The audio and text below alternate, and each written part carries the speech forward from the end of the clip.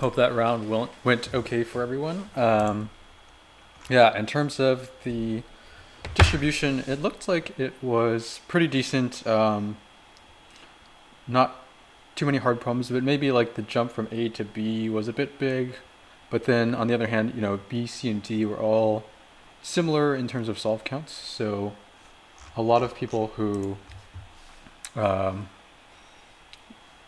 in the chat who actually mentioned they skipped one and did later ones. So someone mentioned they got A, B, D. Someone mentioned they got A, C, D, which makes sense given these counts. And then you have a big jump from D to E and then a big jump from E to F. And so yeah, pretty reasonable. Maybe could have smoothed out a little bit more between A and B, but still a pretty reasonable set. Oh, the title, yeah, I do need to fix that. Let me fix that really quick. Div2.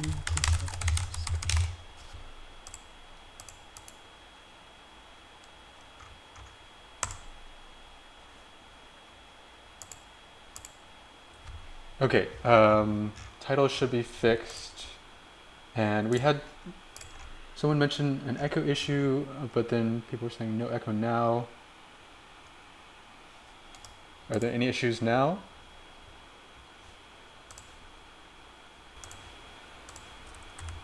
Okay, let me know if any issues come up. Okay, let me know if any issues come up. Okay, let me know if any issues come up. Oh. Oh, I see what happened. Okay, I see what happened. I was listening to my own stream and it's mirroring the desktop audio back to you guys, so I will just mute the desktop audio then. Or actually, I think we need the desktop audio for alerts. So, okay, I'll keep it. But yeah, I was just double checking the stream audio, so that's why it was echoing. Kind of funny. I didn't realize that would happen. Anyway, we should be good now. Yeah, in terms of, let's see, system test looks like we're underway. So yeah, in the meantime, there weren't too many hacks. Looks like this person got one hack, but overall it seemed like pretty strong pre-tests. So anyway, we can go straight into the problems and start talking about them. So all right, let's start with problem A. So also I have to say they had some nice kind of fun diagrams here for each problem. I like how that just kind of merged in a whole theme here where yeah, it was just a nice little like visual problem set. Anyway, so for problem A, we've got to build a string of length n. We can only use characters A, B, or C. And the main requirement we have is that the max length of the string, the max length of a substring in the string that is a palindrome cannot be greater than k. So notice that we don't actually have to make a substring of length k. It just has to be at most k. And then we're told that basically n can be up to 1,000 and then k can be anywhere from 1 to n. So the first thing I would notice here actually is that if we solve k equals 1, then we solved everything, right? Because if we make a string that doesn't have any palindromes of length greater than 1, then we solved it for anything where k is even more than 1, right? So we should just make a string that doesn't have any palindromes at all that aren't a single character. And it turns out the way to do that is actually super easy. You can just do ABC, ABC, ABC, and so on, and just build up n characters that way. And that way you can kind of just check for yourself that there are no palindromes in that string. The reason is basically because we're doing this kind of fixed ordering of ABC, ABC, and so on. We'll never like end up where we, map everything to its reverse. Yeah, so basically, yeah, just check that for yourself. But the implementation is super simple. You just loop up to n and then add, the way I do A, B, and C in that order is just take A and add I mod 3. Oh, we have another hydrate.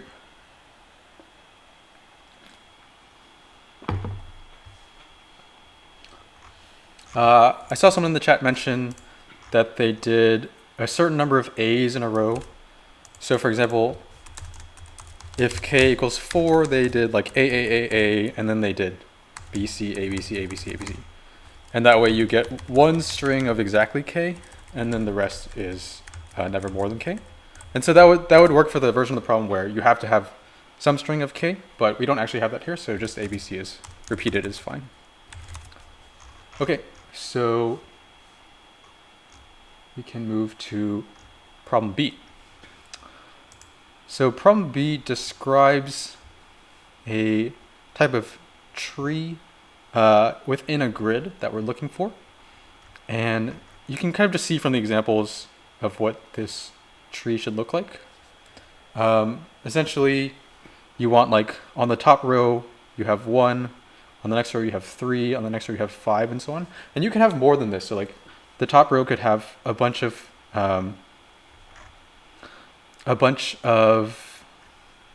stars to the left and right as well. It's just as long as you have this single one. And so the matrix is up to 500 by 500, and we want to figure out how many shapes like this, how many spruce trees like this we can find in the matrix. And so one example is this one right here, and the answer is 5 because we can find obviously 4 of these just individual ones, which are the 4 stars, and then we find one of this shape, which is the entire thing. So the answer for that one is 5, and so on. And so personally, I think this problem would have been a little better if they did maybe like 200 or 300 instead of 500, because it turns out you can do 500 cubed, but you know, for a lot of people that sounds a little scary. You know, 125 million operations. But because of the nature of the looping, it's just super fast. So the constant factor is good. So for this problem, basically the way that I did it is for each point in the grid, I compute what I call the width. So for example, for this point, the width would be 2, because it's basically the amount you can move outward from left and right from this cell before you no longer are on a star. So for example, for this one, to the right we can go 4, right?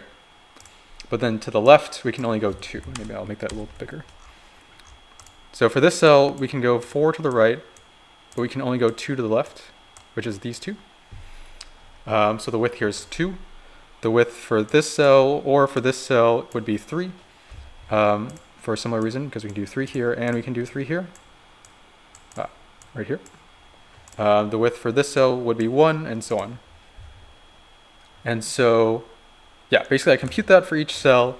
I actually compute that in linear time, but you don't need to. You could just do it in by just walking left and right. So this is the code to compute all the widths. And then, let me just see if I missed anything in chat. Okay. Yeah, so I compute the widths, and then ultimately there's like a couple of different ways you could do it after that. One thing you can do is you can loop over the top of the spruce tree.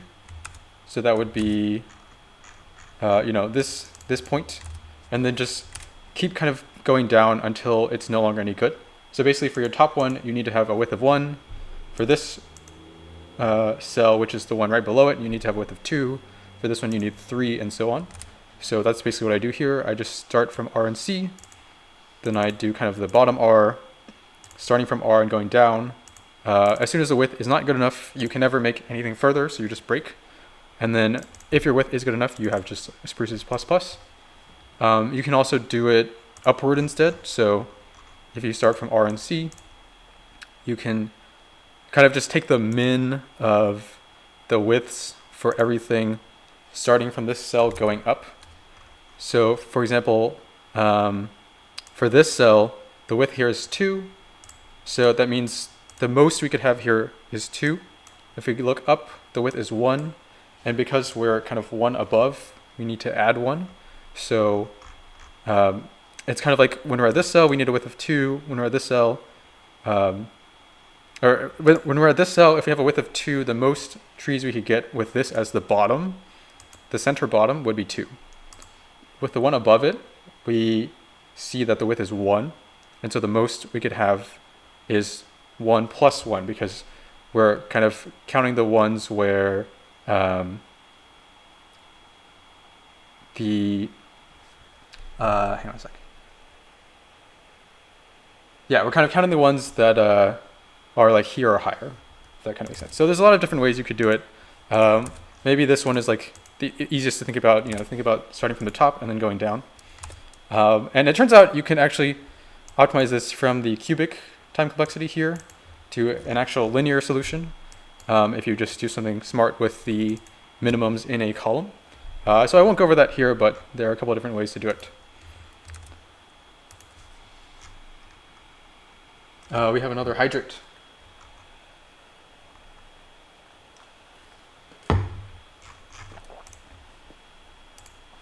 By linear, I mean n times m, which is linear in the input size. So, because the input size is n times m, so the best you can do is n times m.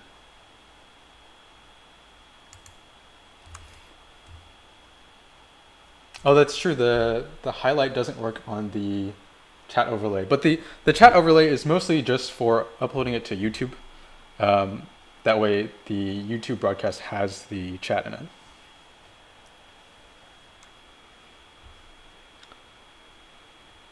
Well, I post these solutions. So my solutions, you can just check my submissions. I think if you just go to my profile, yeah, this is probably the easiest way to just find my submissions. Looks like some of them are running on sys tests, so hopefully they pass. We'll see. But yeah, and will I post my code templates in the future? Yeah, I've been thinking about setting that up, posting some templates. So if I do, I'll make a post about it. So just be on the lookout for that. Yeah, so basically the solution I did for this problem, the one that I submitted was n squared times m, but you can optimize to nm. Okay, so we can keep moving ahead. Let's look at problem C. Is there a way to rewind the stream? Yeah, so you can check out the VODs here, the videos link, and this way you can actually even find the current stream. So if you missed the explanation for problem A or B and you want to take a look, just find it in the video for today. If I post the templates, I will make a post on Codeforces, so just look out for that, and then it should be, most likely on GitHub. Okay, so for problem C, we have a permutation, and basically we want to sort the permutation, but we don't really have control over the sorting process. So what happens is there are m experiments. Each experiment has an r and a p. R is an integer between 1 and n, and then p is like a probability, so it's a floating point number between 0 and 1. Oh no, sorry to hear your B failed Keklux. So basically, when you have an experiment R and P, what it means is that with the probability of P, you will sort the first R elements of the array. So they give you an example. Permutation is 4, 2, 1, 5, 3. This is the experiment 3 and 0.6. So there's a 60% probability that you will sort these first 3, and you'll end up with 1, 2, 4, 5, 3. And then 40% probability you don't do anything. And you do these experiments in the order that they show up, and you want to know the probability of the permutation just being completely sorted. So basically, the key to solving this problem is just to kind of play with a bunch of examples yourself and see what's really going on. And after you work out enough examples, you can see that what's really going on is the only thing that matters is the last element that is not in the right position. So by last, I mean, in this case, it would be the 3, because the 3 is the very last element of the array, and it's not in the right position. And so you can see for this array, we can do as many operations or as many experiments with r equals 1, 2, 3, or 4 as we want. But if we never get a 5, we'll never sort the array, because the 3 will always be stuck here, right? And so we need to find the last element that's in the wrong place.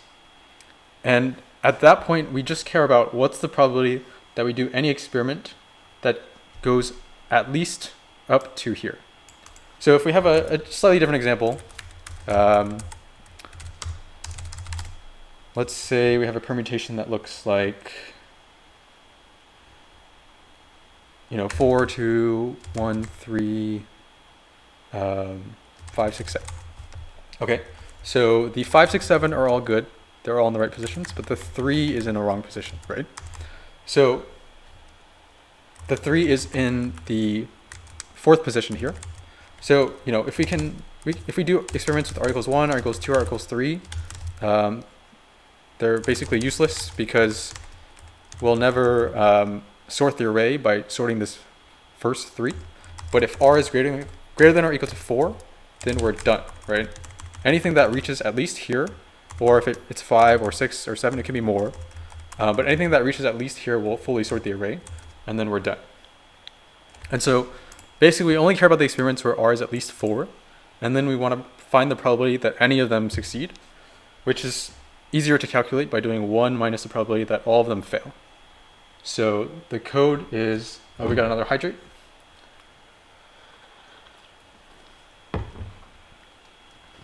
Insert says, I just realized the input was a permutation despite solving lol. Yeah, that's funny. I guess you only need to find like the largest suffix that's like that matches the final sorted array, so it kind of still works. But yeah, basically the code is here. It's just a little loop to figure out how far we need to go. So I start from the end, and while the last thing is in the right position, I just do a minus minus. And maybe a special case is just checking if it's already sorted. So if need is 0, then the chance is already 100%. I guess that's not really an issue because there will be at least one experiment anyway. So then we just look through the experiments, read in R and P, and we only care about the experiment if R is at least the amount that we need. If it is, then the fail chance gets multiplied by 1 minus P. And then finally, we just print out 1 minus fail.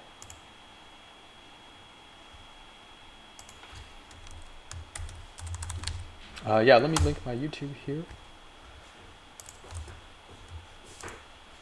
Someone said I passed E. Okay, nice. And my F is still running. Looks like it's running a bit slow. We'll see. Is it important to print 10 to the negative 6 each time? So yeah, so it's important to make sure you print enough digits. So for example, what I did here is I just set, I just do set position of 12, and that prints at least like 12 sig figs here. So I guess I can show. Oh, here it kind of, I guess it cuts it off because it's an exact amount. But if I, let's say, I don't know, n is or n is, sure, let's say n is 5, and then we have like 2, 1, 3, 4, 5. Oh no, I messed it up. And then we have 3 experiments. It's like 5, 0 point.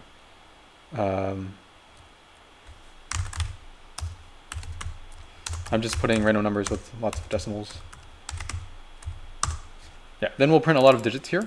But I think you might want to be a little careful and make sure you do this, because if you don't, what will happen? I guess we print 6 digits by default, so you'd actually technically probably have been okay. But yeah, just to be careful, you should add something like this. And there are occasionally problems where they want more than 10 to the negative 6 precision, so you'll definitely have to add something like this to do that. If you're using printf, you would use something like this. You can do 0.9f, for example, and that will give you 9 digits after the decimal. So a couple of different options. Just make sure that you take care of it so that you're not you're not solving the problem and then just failing it because you didn't print out the answer properly. I asked, Catalyzer asked, you don't do cout fixed? So yeah, so I don't usually do cout fixed. I don't think it matters a ton, but like basically, I think the difference is like if I want to output like, I guess here's an example. It will actually print in. Oh, did I mess this up? What happened?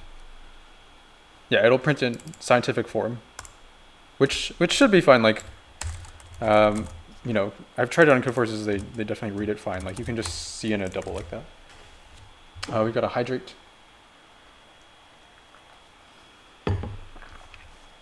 But yeah, you can use cout fixed. I think either way is fine. Arya Man X says, "Yo, how is your Sublime text showing you errors in real time? What?" So this is, I think my command is setup. Yeah, this is Sublime text with LSP and clang D enabled. So it's basically just running clang D like every time I save and gives me errors if there's anything in there.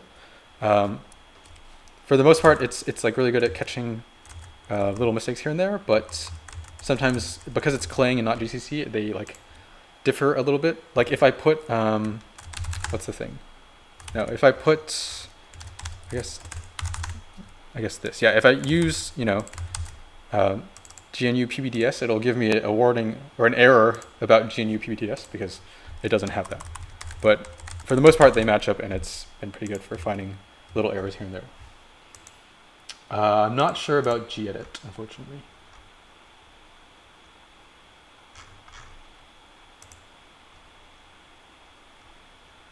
A couple of people asked, can you calculate pass probability instead of fail probability? I mean, you can. The computation looks basically the same. You end up just like repeatedly doing 1 minus the pass probability, right? So you might as well just compute the fail probability. It's an easier way to do it. Are you winning, son? Okay, so, and yeah, chat was saying that I passed F, so nice. So problem D.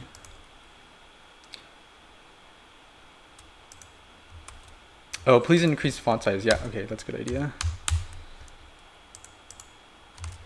Oh, of the browser too? Okay, we can, maybe 175, yeah. That should be good. Yes, Scott and I are brothers. Okay, so we've got an array A of length n, and we want to kind of test how pretty it is according to the statement. We're trying to get a sum of Si using some number of operations, and then they describe the operation. You take mid, which is equal to the max in the array plus the min in the array divided by 2 floored. So you take that value and then you split the array into 2 parts. One part is everything less than or equal to mid. The other part is everything greater than mid. And it says we keep the relative order of the left and right parts. And then we choose one of the 2 arrays to keep and replace the current array with that. Otherwise we throw away the rest. Or always we throw away the rest. So we pick one side to keep and throw away the rest. And we can keep doing this if we want. And we want to know for a bunch of queries whether we can reach a certain sum or not. So let's see. So for this example, we have 1, 2, 3, 4, 5. And we want to know if we can get 1, 8, 9, 12, 6. These are the queries. One way we can get 1 is we take mid of 3, we get a left, 1, 2, 3, we keep left. Obviously, we're going to keep left every time here because we're trying to get down to 1. And so if we just do this 3 times, we'll end up with 1. They show us how to get a sum of 9. We just keep right, and so the sum is 4 plus 5, which is 9. And then for 6, yeah, we keep 1, 2, and 3, and we get that. So this is kind of a weird operation described here. A couple of people saying D seemed easier than C. Yeah, so D is kind of weird because it like it looks scary, but then if you actually try it, you realize that it's not really a query problem. Like, there's nothing that prevents you from just solving everything, like doing all the operations in advance before you do any of the queries. And that's actually how you solve the problem. Basically, they talk about how they keep the relative order of the left and right arrays when they split it. But actually, the order of the arrays doesn't matter at all, because the only thing that we ever do with the array is we remove some half of the elements based on their value. So we remove the values less than some cutoff, or remove the values more than some cutoff. And so we can actually just sort the array, and then the only thing we'll ever work with is just a contiguous subarray of the array. And another thing that we need to realize is that the number of different subarrays that can be generated from this process is actually O of n.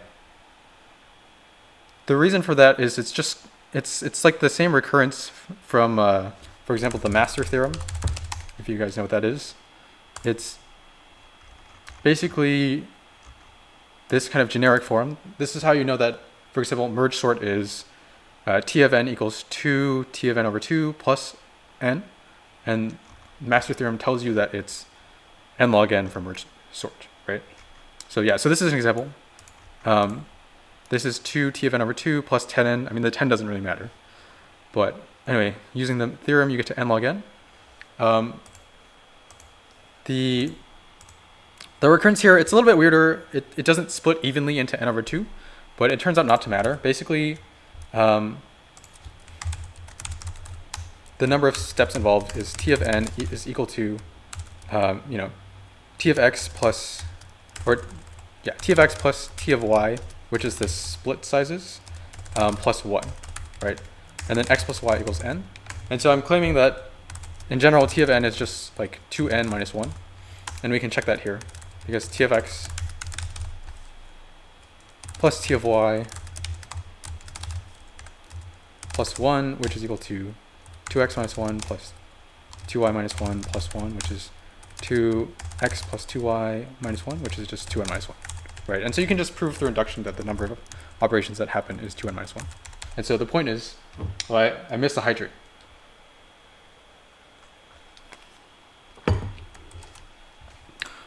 So, the point is that T of n is O of n.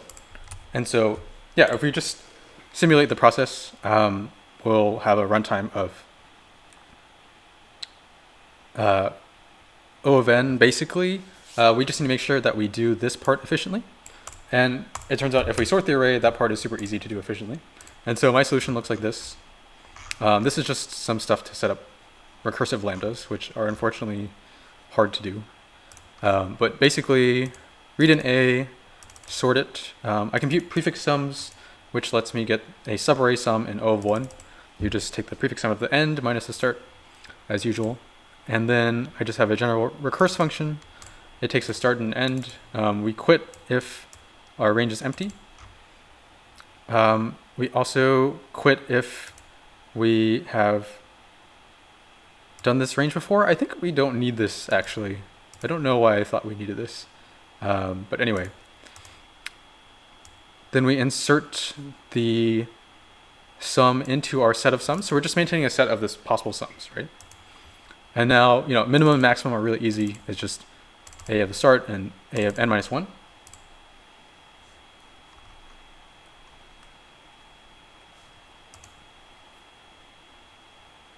A couple of people were asking about the T of n recurrence. So I'll just go back to that after I explain the code. So yeah, we're just simulating the process here. The cutoff is min plus max over 2.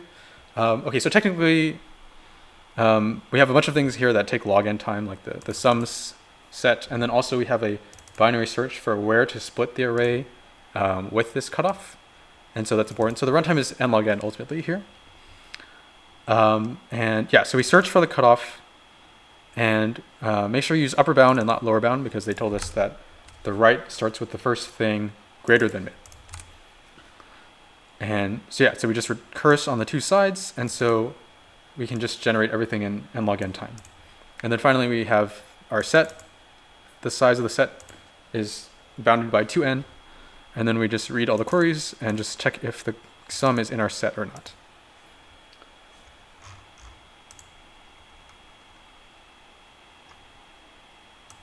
So what is Y Combinator in the code? So yeah, Y Combinator is just a setup to make a lambda recursive. Normally, if you set up a lambda and you try to recurse, you'll get an error because it doesn't, like the name that you defined it with isn't yet available inside the lambda. And so this is basically a fix to make that possible. There are other ways to do this too, but this is just one way that's pretty convenient.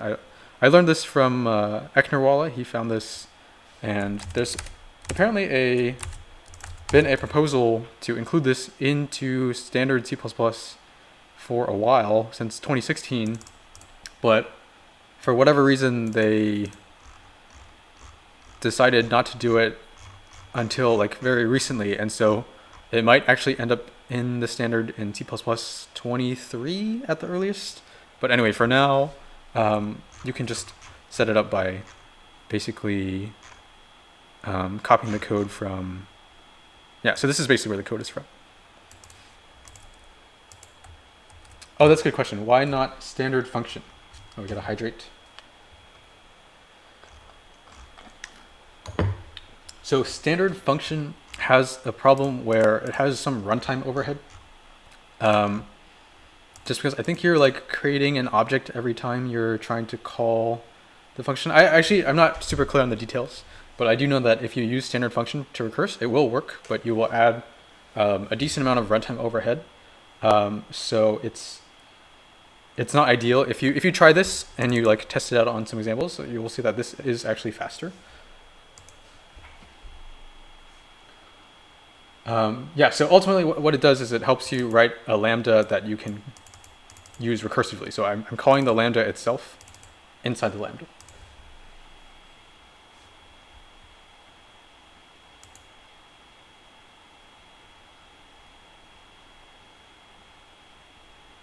For D, can we say that there will be at max n function calls, since at least one element will be removed from the max array size after split?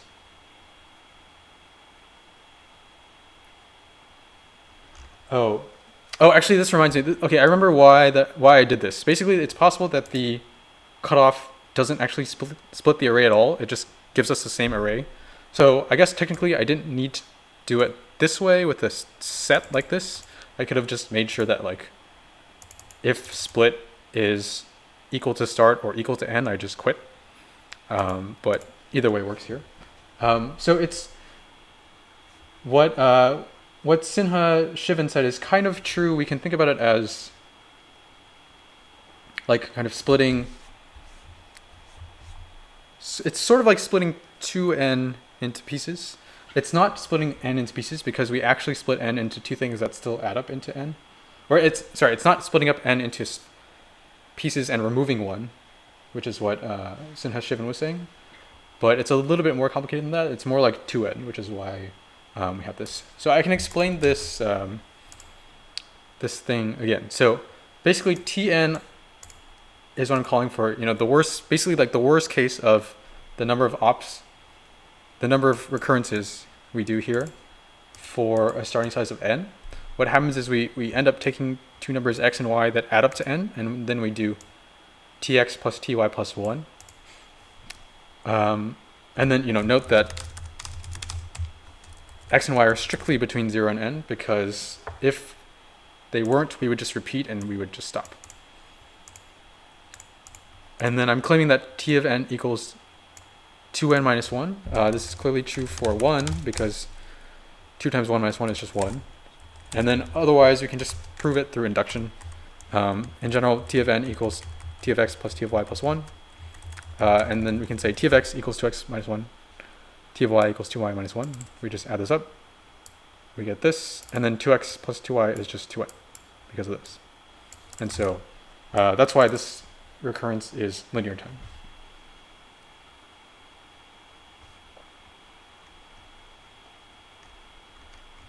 Yeah, Sagnan has a good idea too, which is the recursion tree is a binary tree with n leaves. Yeah, exactly. So it has 2n minus 1 total nodes. By the way, Sagnan is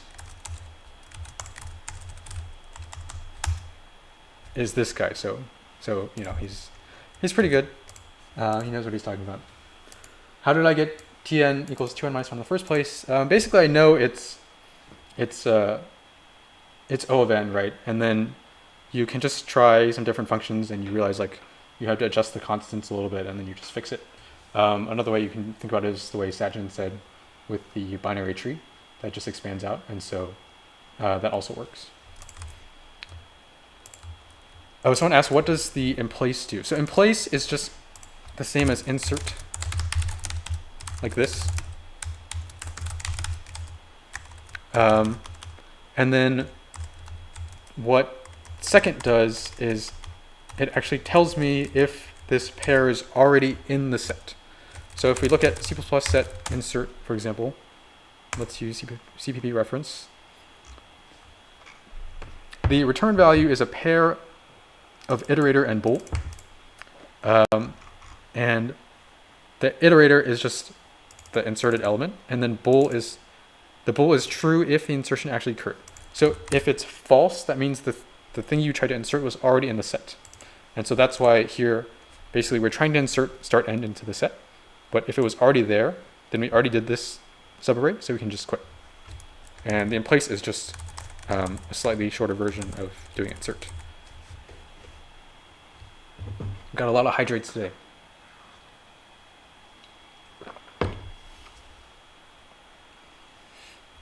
Okay, so yeah, so D was a weird problem where it sounds kind of scary, but like if you actually work on it and you think about it, it turns out to be pretty simple and you can just simulate the whole thing.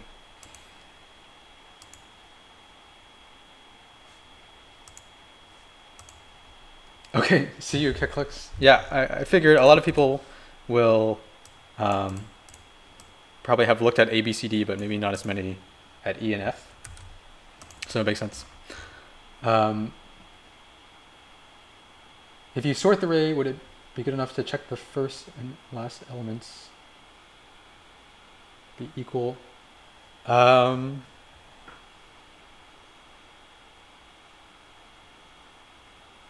Right, I guess that makes sense. I guess the only case where we wouldn't continue further is if everything is equal, because if anything is unequal, then we will do an actual split. So yeah, that makes sense.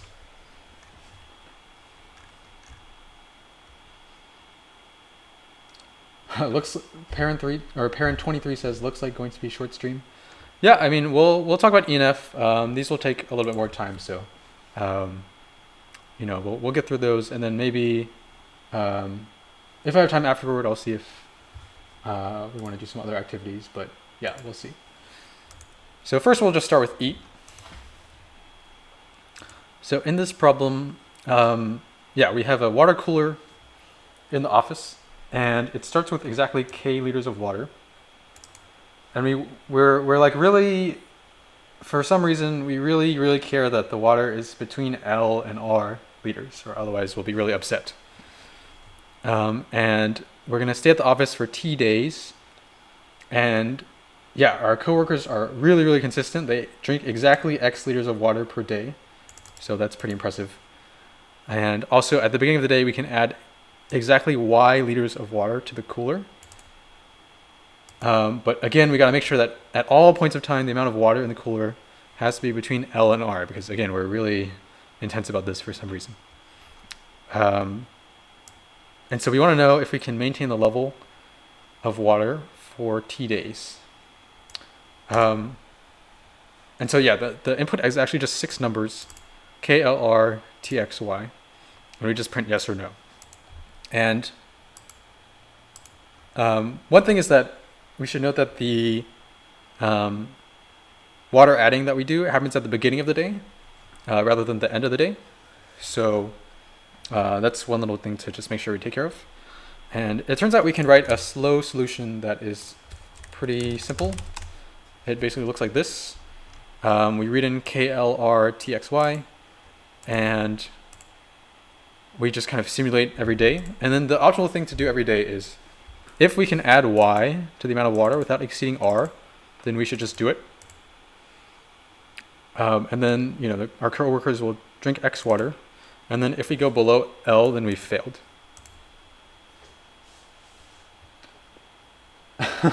So the thing about this is O of t time, and t is up to 10 to the 18th. So this is not going to work.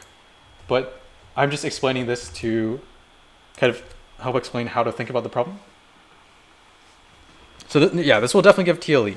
But this will be, you know, it will pass the samples, for example. So just as a demo. Yeah, so but this is basically how we want to think about the problem. It's kind of just a, you know, a clear greedy solution. We kind of just want to make the water level as high as possible so we don't go below L, except we can never let it go above R.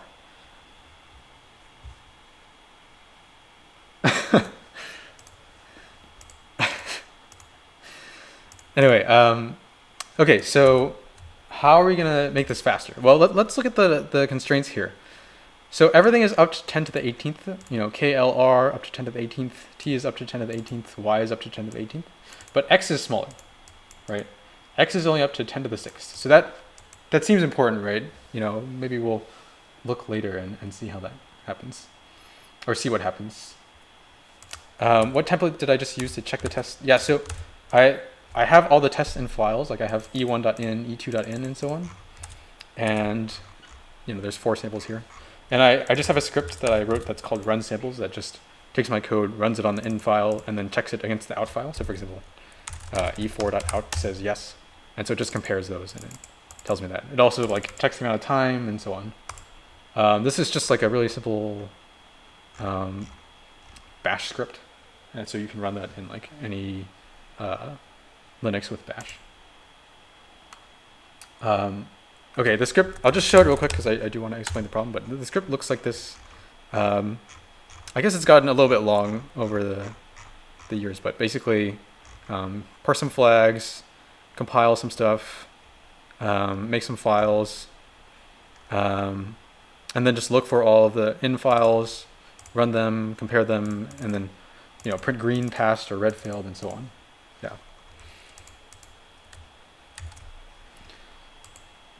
Anyway, yeah, so back to problem E. So if we're thinking about this process, basically we're going to end up doing something similar to this, but kind of optimize it. Basically, we can take care of a few cases, you know, right away. Where, oh, what happened? We can take care of a few cases right away where, so one is if y is actually less than x, so if the amount we can add is actually less than the amount that our colleagues drink, then we just want to do y pretty much as possible, because they're going to decrease it by x, and we're going to increase it by an amount. We're going to increase it by an amount that doesn't quite bring it back to where it was before. And so we're kind of just fighting against how fast they drink the water. So if y is less than x, we have a special case where, so first, this is just part of the greedy solution where we're taking care of, at the beginning, we can add y. So on the very first day, if we can add y, we should just do it. And then otherwise, if y is less than x, then on the first day, we'll subtract x. If we're already below L, then we lost, right? I return t less than or equal to 0, but I think t is always at least 1, so that's just false. And then otherwise, basically, every day we'll bump it up by y, and then they'll drop it by x. And so we'll lose x minus y.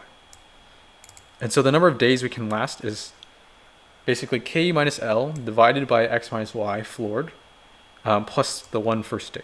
The first day is a little weird because we're not guaranteed that we can add y at the beginning. Starting from the second day onward, we can always add y because we already subtracted x at least once.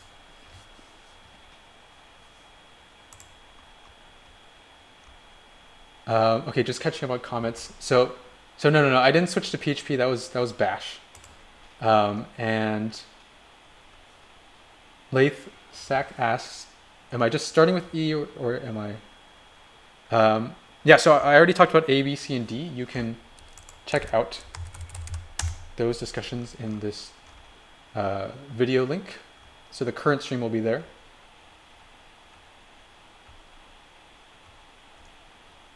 And yeah, thanks for the kind words, Cabo25.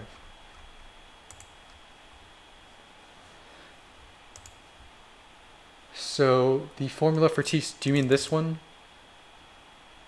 Yeah, okay, so basically, so we've already done 1 day, so that's where this +1 is from. And then otherwise, we have kind of K minus L is how much kind of extra space we have, right? And then each day we do plus Y and then minus X, right? So the net is a loss of X minus Y, right? And so we're just trying to figure out how many days can we lose X minus Y before we go below L. And so that's what this is. It's just K minus L, which is how much extra space we have, divided by how much we lose per day. And then that +1, like I said, is just for this first day. Yeah, so that handles the Y less than X case. Now we're going to assume Y is at least X. So now what happens is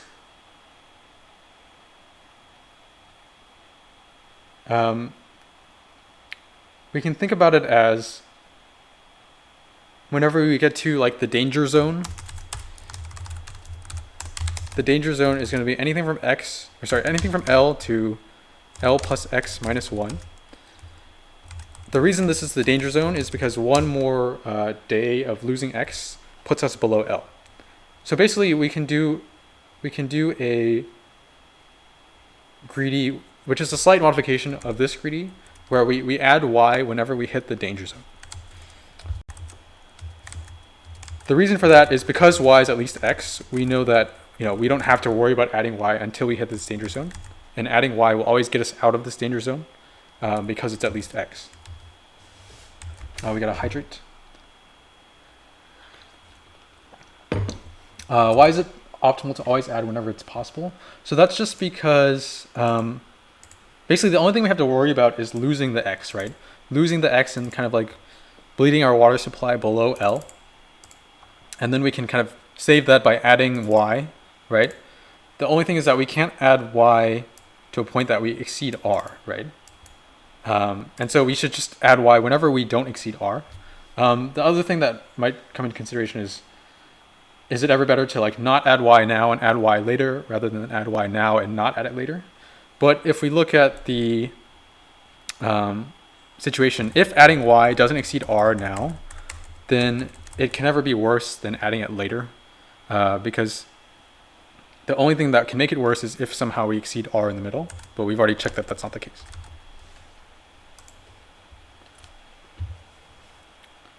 Okay, so basically this is the danger zone. Whenever we hit this danger zone between L and L plus X minus 1, we're going to add Y. And so we can kind of simulate the process where instead of just, if we imagine X is a certain amount and then Y is really big, we're basically just going to be subtracting X most of the time in this loop, right? And so we can just simulate all the repeated subtracting X's, right? So now we're doing a loop where basically we see how many times can we subtract X before we hit the danger zone. And that's just K minus L divided by X. That's basically the number of times we can subtract X and still stay at least L, right? And yeah, if T is below that, then we're already good. If the number of times is 0, then we're bad. And then otherwise what happens is, we subtract that amount of times from T.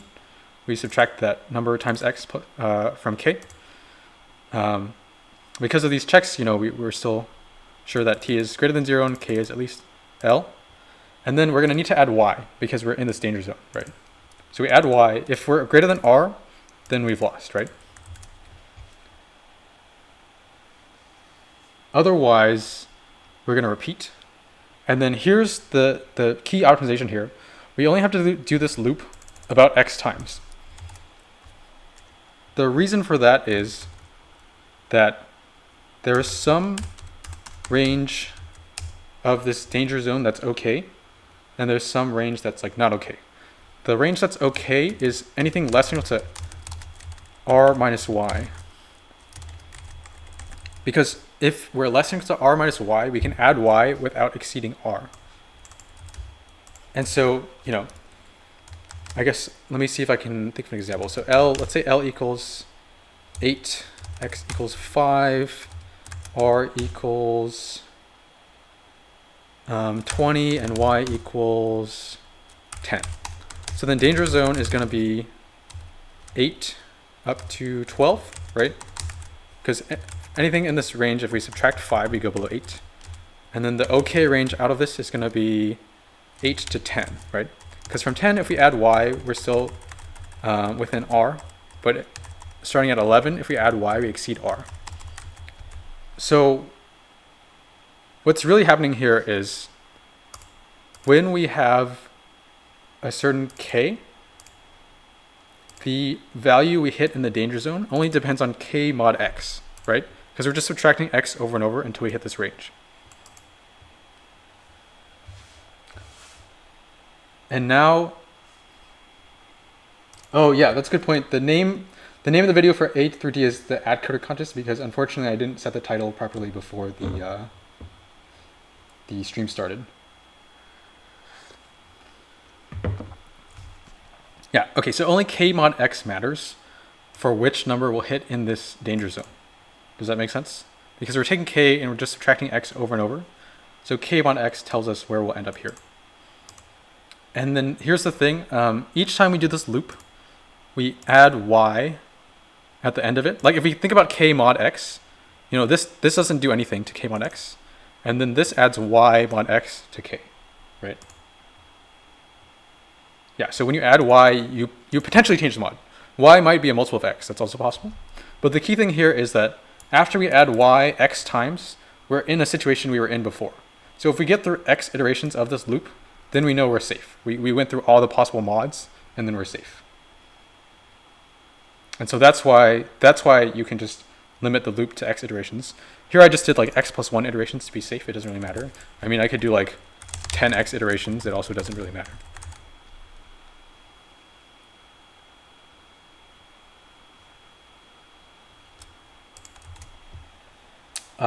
Okay, x crushes z. Yeah, so do you understand everything here? So this is the danger zone. So for this example, the danger zone is 8 through 12. Yeah, and then the OK zone is 8 through 10 because we can still add y. And so when we have a k and we're starting an iteration of this loop, the number in the danger zone we end up in only depends on k mod x, because we just subtract x over and over until we end up in this range. And then after that, you know, subtracting x a bunch of times doesn't change k mod x, but adding y to k potentially changes k mod x, right? And so we'll do another iteration of the loop with some new value of k mod x. And then the key thing is, if we do this loop at least x times and we succeed all of them, then by that time we've added, you know, we've kind of added k plus equals y times x, right? Which is a multiple of x. So we repeated a mod x at that point. Every mod x at that point will be something we already did, and we've already checked all of them, so they're all good, so we can just return true.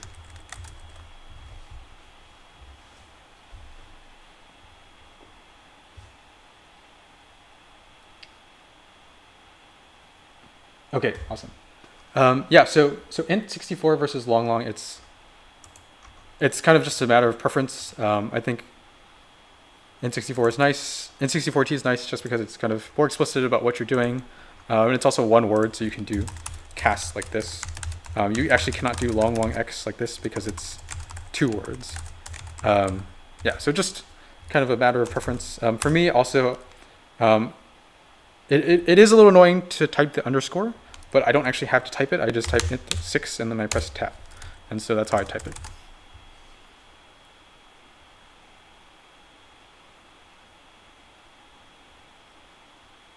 Tom Drog, awesome. Glad to hear you enjoyed your first competition.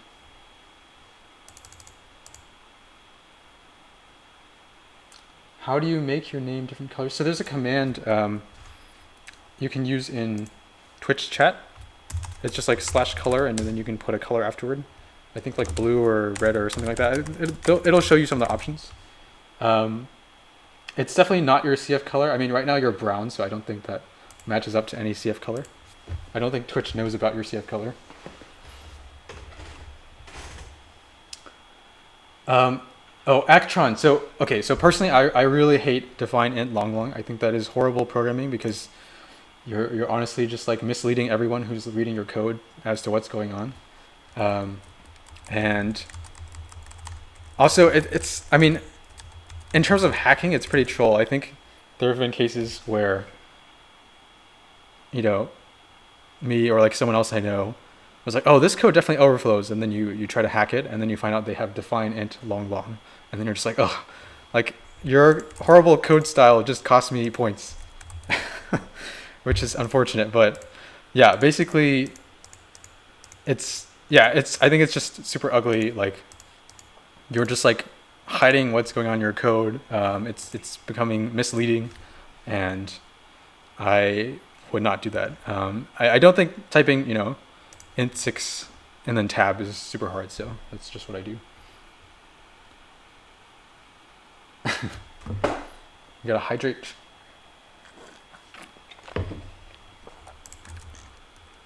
Okay, so it seems like E mostly makes sense to people.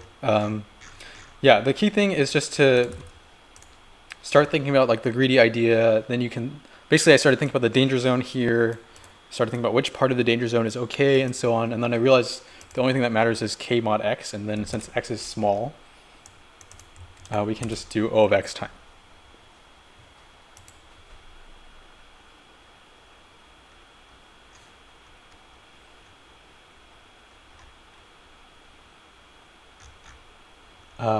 Okay, we got a couple different questions about this. So omitting the t, so we can't actually do int64. That's not actually a type. So we need the t.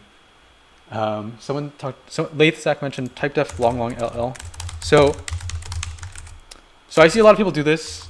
It's definitely not as bad as define int long. Like define int long is horrible, but I would say I personally do still have a complaint about this, which is that I think the like lowercase ll looks kind of ugly, and it's also depending on the font, not in this current font, but depending on the font, it can look like 11, right? Which is really confusing, because it's like, why are there 11s in my code everywhere? It's like 11x equals 1 or equals 0 or whatever. So personally, I would say if you're going to do that, I would personally suggest capital L, because it looks much clearer. I also usually like to use using rather than type def, although it doesn't really matter. It's just like a preference thing. But yeah, personally, I like that, for example, my editor highlights this type because it knows that it's a type. And so I just use an actual type here.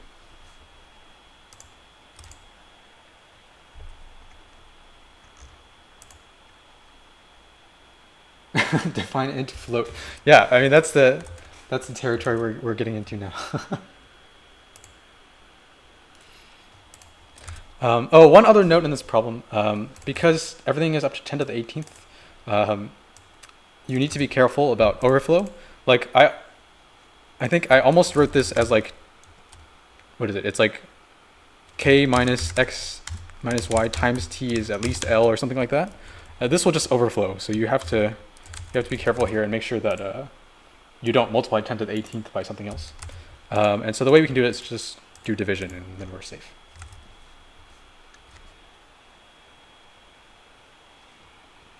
Okay, so we'll move on to problem F in that case. So F is about a math class. So Barbara's in a math class, and she was late, so she has a punishment, which is she has n numbers on a piece of paper, and there are no symbols in between them. And the teacher gave her some symbols, and she needs to put them in between the numbers to make the resulting expression as large as possible. And n is up to 10 to the 5th. Each of the numbers is between 0 and 9, so pretty small numbers. But note that 0 is allowed. That is really important. And then you're given S, which gives you the symbols that are allowed. And basically you can have minus, plus, and times, right? And you can have any combination of one or more of them. And then using some combination of the symbols, make the biggest number you can. And so here you have 2, 2, 0. They give you an example, which is 2 times 2 minus 0, which gives you 4. Here there's a lot of other things you can do. You can do 2 plus 2 plus 0, which is 4. 2 plus 2 minus 0, or like 2 times 2 plus 0, any of those. And then another example here they give you is 2, 1, 1, 2, you get plus and times, and the best thing to do is just add them all up and you get 6. Yeah. So, okay, so when we're breaking down this problem, first of all, we need to think about the different cases of S, right?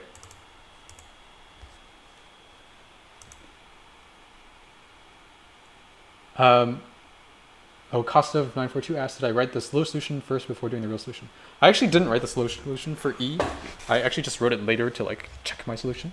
But it's not a bad idea to write it because it's so short that you can just, write it and then maybe it'll help you think about it. And you can also run it on the samples and just make sure that you're not doing something crazy wrong,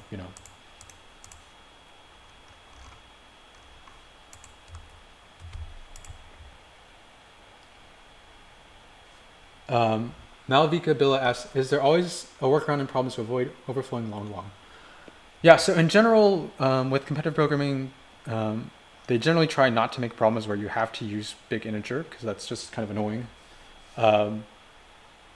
In general, you should be able to do things with at most 64-bit integers, but you might have to do some smart things from time to time, like in this case, using division rather than multiplication to calculate things. But yeah, in general, you should be able to handle things with just up to 64-bit integers.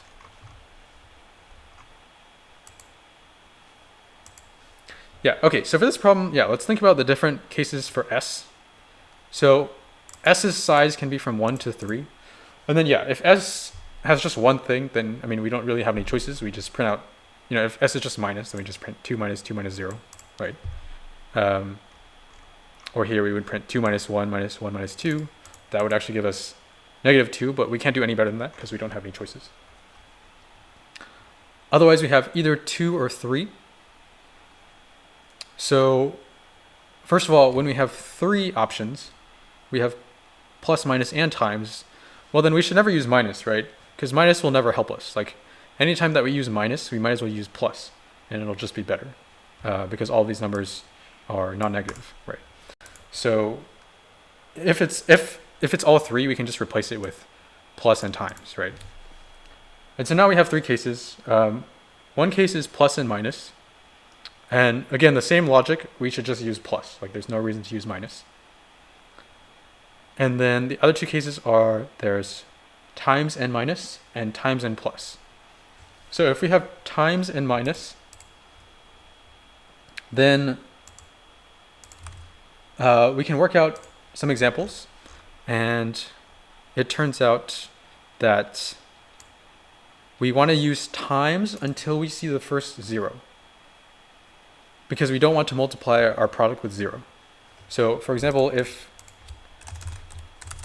our array is something like 3, 9, or 3, 9, 2, 0, 5, 4, 8, then we'll just use 3 times 9 times 2, and then we'll subtract starting from a 0. And so let's say we have another 0, for example. Basically, we can just put a minus before every 0. So anything that's a 0, we'll put a minus before it, otherwise we'll put a times.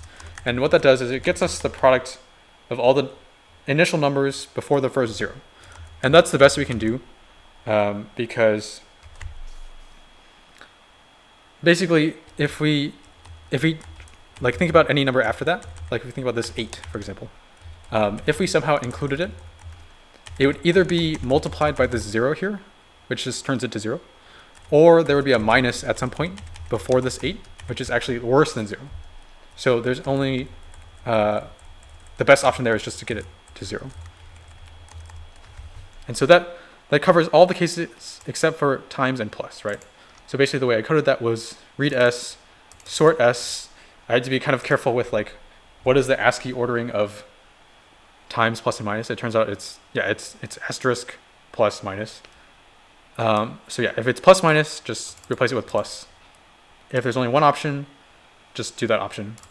If it's all three, just replace it with times and plus, because we don't need to use minus. And then this is the times and minus case that I just described. Just watch out for zeros, and otherwise you just go ahead.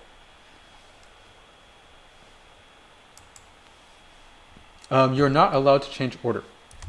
So the only thing you can do is you can take this expression and then insert operations in these spaces. And you want to get the max thing you can.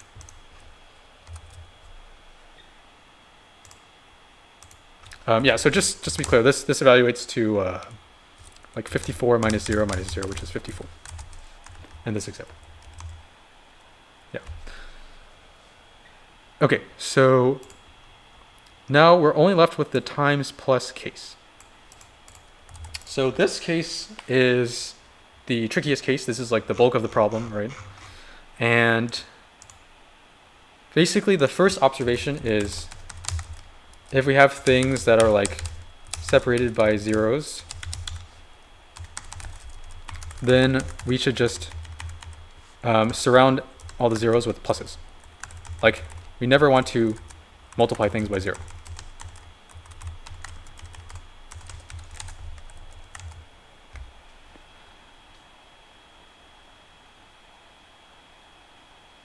Oh yeah, a key thing here is, and it's described in the problem, multiplication takes priority over addition or subtraction. So that's why this evaluates to 0 here. And also, you can't do any nesting, so you can't do like a minus minus twice to get back to a positive. And that's why minus is just not very useful in general, except for canceling out zeros in this particular case.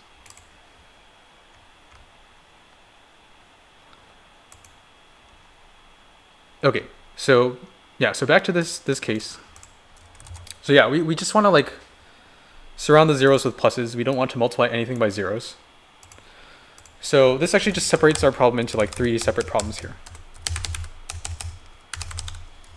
Because yeah, we know we're doing pluses with the zeros, and so we just solve these 3 cases independently and combine.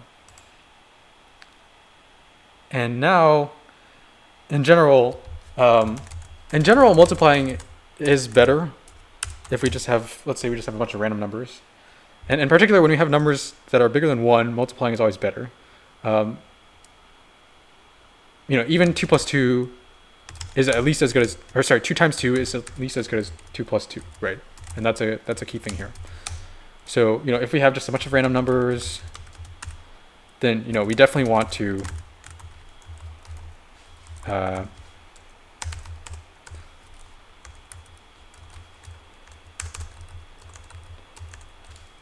yeah, we definitely want to replace everything with times, right? That's like by far the biggest thing we can get here.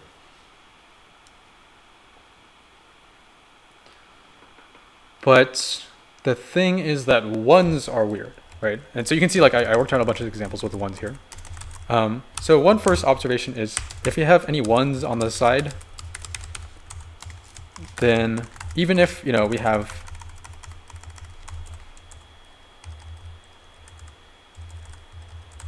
like a big product in the middle, we shouldn't multiply by 1 on the ends. It's just not better. We could just get our plus 1 here instead, right? And so that's our first observation. Clearly, we should just remove all 1s from both ends and just replace them with pluses. And then we get this kind of sequence that looks something like this, for example, or something like this, where we have oh, actually, this is kind of like a transformed version of this. So if we have an array that looks like this, right, then we actually end up kind of like compressing the numbers bigger than 1 in between into their product. These 2 would become 4, these 2 would become 56. We throw out the 1s on the end, right? So we transform in one step to this, and then we can transform to this. So now we have this problem where we have a bunch of numbers bigger than 1. The first number is bigger than 1, the last number is bigger than 1.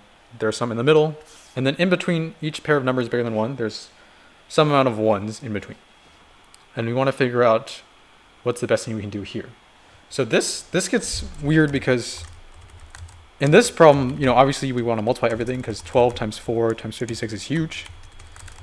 But in this problem, we want to do 3 times 1 times 3, which gives us 9. And one option is we could do 2 times 9, which is 18. But it's better to do 2 plus 1 plus 1 plus 1 and get all these 1s in the middle, and then do 9 here.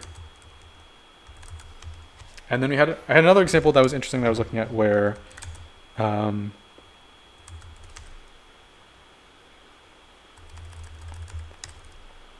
here, I think maybe this is a more interesting example. Yeah, I think this is just like a borderline example where like 2 times 2 times 2 is 8, and then the sum of all of these is also 8. So this is one where it could go either way. Yeah, okay, so basically, now that we have this set up,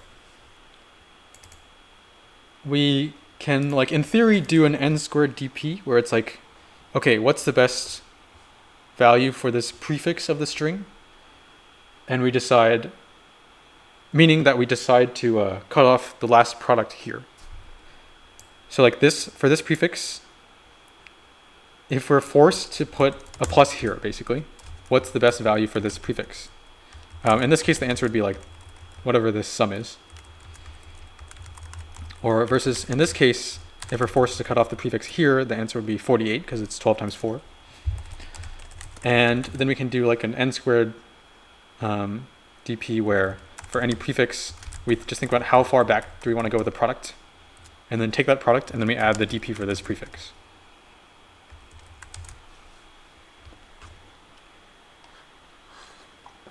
Yeah, so that would give us the correct answer. There are two problems here. The first problem is n squared is not good enough because n is 10 to the 5th. And the second problem is that, well, the products get huge and so we overflow, right? Even if we did like double, it would overflow. And we don't want to do double necessarily because we don't necessarily want to get into like precision things here with our dp. So we still need to think about this more. It turns out there are some good observations we can make that help us get past both of these hurdles at the same time, actually. And the observation is, if we have at least, let's say, 20 numbers that are at least 2, then we always want the product. All right, so if we have 2, we have 1, 1, 1, we just have a ton of 1s, 2, 1, 1, ton of 1s, 2, and so on. And there are 22s, right? Then the product of everything would be 2 to the 20, which is more than 1 million, which is much more than n. And then the product is going to be bigger than anything we can do with this sum. So if we basically, we can imagine starting with, you know, this setup with, okay, I'm going to do this.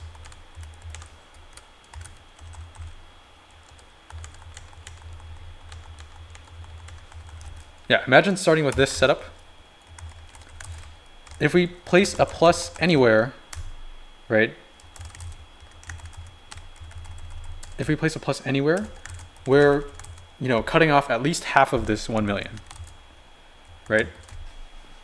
And basically, if we have one or more pluses, if we have any pluses anywhere in this value, then the most we can get is about half of the 2 to the 20, because I guess half plus like n, because there could be n ones. And so yeah, as long as we have at least 20 numbers, 20 is just a rough bound, it doesn't really have to be 20, it's just about roughly log n, then we always want the product. Yeah, you can think about, even if there are 100,000 ones in between this first 2 and the next 2, we could get plus 100,000 by replacing all of these with pluses and getting plus 1 100,000 times. But it would still be better to do 2 times, you know, 2 to the 19th. right, and get an extra, which is roughly 500,000. Okay, so that's our key observation here. So if we have, 20 or more numbers that are at least 2, we don't actually have to do any DP. We can just take the product. And so the only case where we have to do the DP is when the amount of numbers that are 2 or more is pretty small. And then in that case, because there aren't that many, we can do the DP in like 20 times n. And so that's what the code is doing here. Basically, we find like ranges of above 0 or equal to 0, and then we just solve the ranges that are above 0, where everything in the range is above 0. And then while the start is a 1, we just remove it and put a plus. While the end is a 1, we remove it and we put a plus. And then we end up with this situation that I described. And it doesn't change if like numbers are bigger than 2.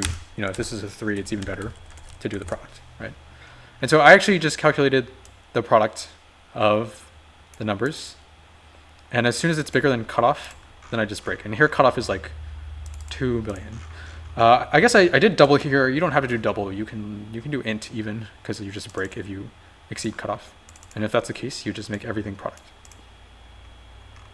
And then otherwise you do the DP. And the DP is basically here. The key thing that makes this DP fast is I only loop backwards. I loop over all I, and then I only loop j if AI is not 1. So if AI is 1, it's just you just solve it in O of 1 and you continue.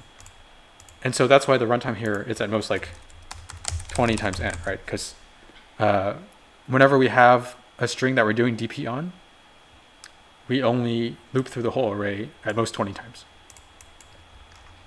And then, finally we just use the DP to reconstruct the answer. That's why I keep this DP pre value, which tells us like how far back to go. So for the 1 case, we just go back 1. And then, for the ij case, we go back to whichever j gave us the best product and sum. So we just construct that, and then we find the non-zero ranges, solve all of them, and then surround the zeros with pluses. And so, I guess just to give a quick example,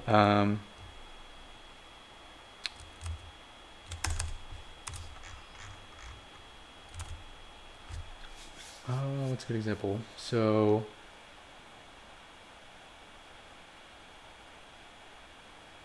maybe something like, is it just one test case? Yeah, okay. Maybe something like 20, 9, 0, and then we'll have like the case I was describing earlier. 1, 2, 3, 4, 5. How many numbers is that? I think that's like,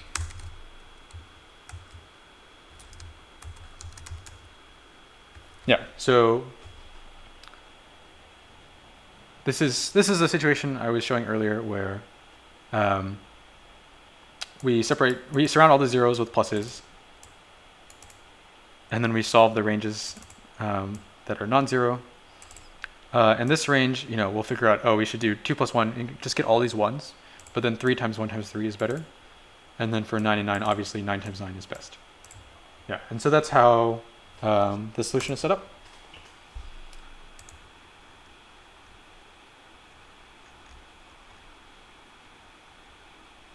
Let's see, I had a couple questions in chat.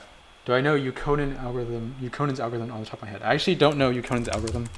That's the suffix tree algorithm in linear time. I've actually never coded suffix tree.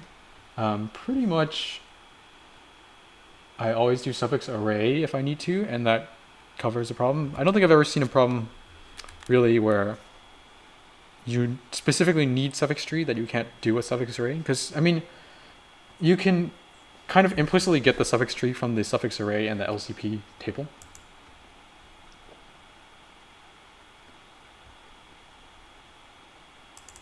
If it overflows, doesn't that mean your answer is better than the output? Yeah, so it's a little funny because I guess you could just write the DP and then like if your value gets too big, you just quit and do the product. And that would be the same thing. Can we use the regular DP by targeting the logarithm of the values inside the real values? So we can't do that. I mean, that is a good idea. I thought about that a bit. The problem is that we have sums and products. So like we can do logarithms for products well, because, you know, this is just this. The thing is, there's no nice form for like what is this, you know? This doesn't simplify nicely because of the plus.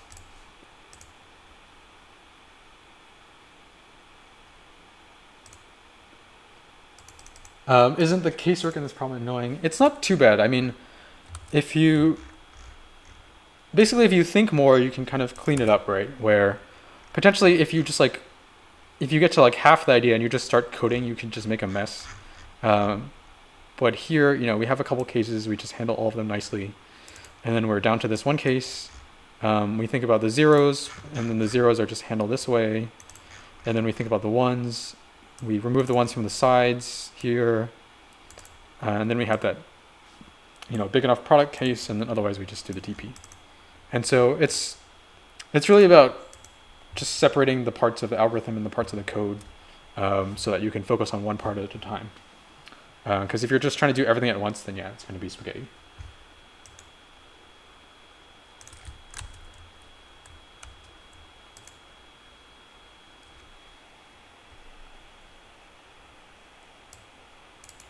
How do system tests check every possible solution doesn't overflow create problems in testing? Like how is the checker written? Yeah. So, yeah, that is an interesting question. I think I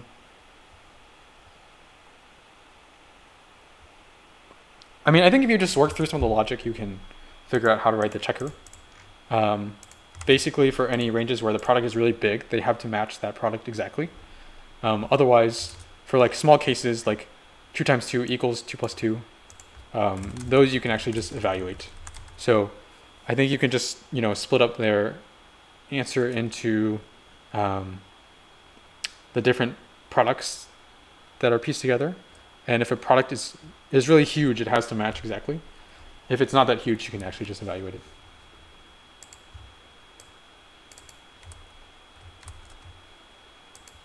Awesome, glad you enjoyed it, Kostov. Okay, so that's basically it for this round. Yeah, we passed all the system tests, so yeah, that was a nice first place. And I'm not sure how many, I see one fail on F. Looks like wrong answer on test 67. But it looks like not too many fails overall. But yeah, overall that's it for this contest. I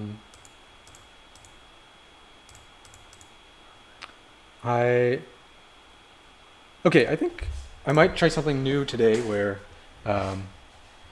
we can just take a little extra time and do something for fun. So one thing I haven't done yet on stream is have people like send me problems and then have me take a look at them. So for anyone in chat, if you have a specific problem, you know, you've been working on, or maybe you're stuck on, and then you want me to take a look at it, post it in chat, and I'll see if I can just get through a few, depending on how much time I have. But yeah, if you have a problem, let me know in chat. Right now I'm going to take a quick restroom break, so I'll be back in a couple minutes.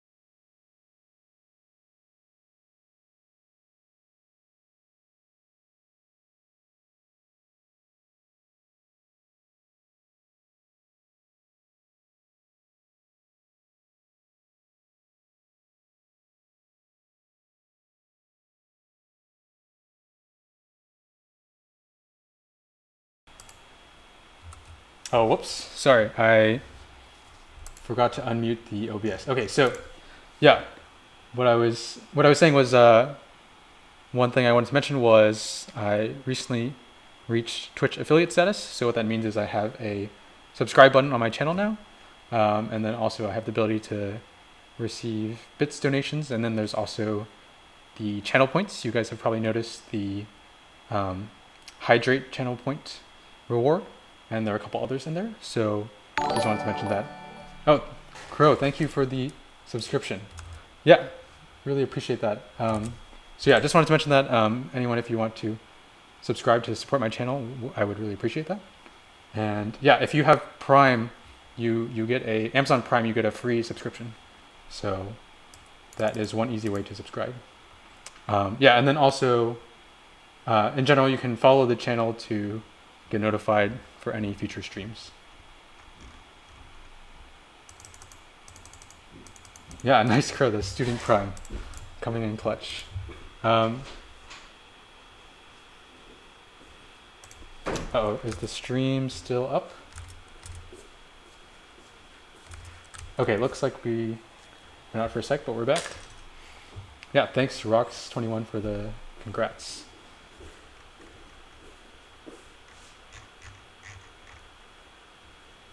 Okay, taking a look at the problems that everyone has sent.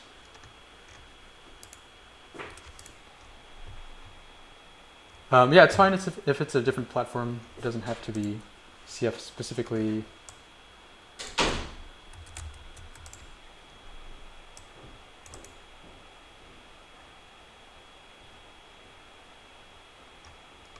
We have one from CF, we have one from Hacker Earth. Someone's asking about WQS aliens.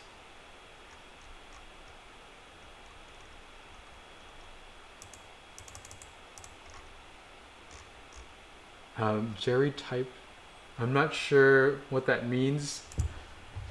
If that's some sort of saying that I haven't heard.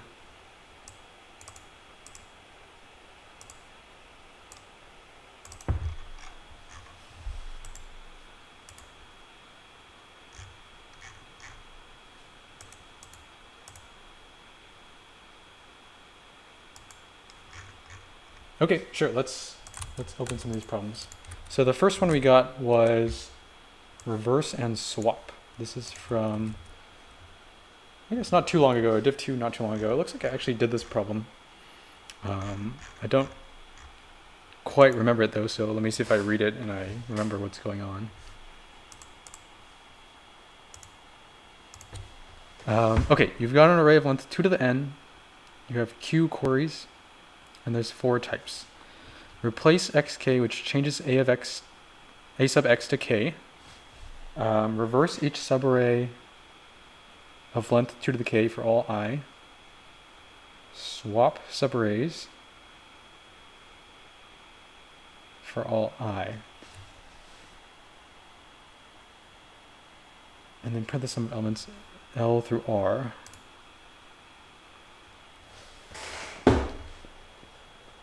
Okay, so immediately we have kind of a tree structure where the whole array has 2 children, which are the 2 half arrays. They have 2 children each, and so on. It's a binary tree, a complete binary tree.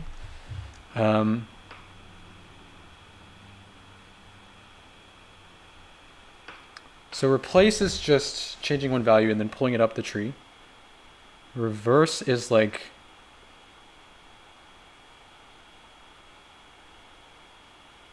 reverse is like from a certain level down, we flip every left-right child pair to be right-left. Swap. Okay, so swap. Yeah, I like vaguely remember this problem. So swap is like reverse, but you don't actually propagate it down. You only swap the children at one level. For reverse, you want to swap at that level and every level below, and then you have sum. Okay, so you just start with an array and then you just do the operations. What was this? Oh wait, no. Let me open this.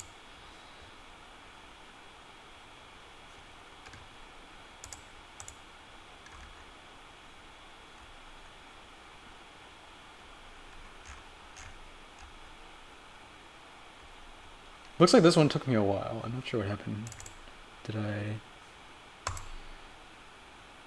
Okay, anyway. And then, yeah, we have Atcoder finishing in 10 minutes. Yeah, classic Andrew. Okay, so... how would I think about this?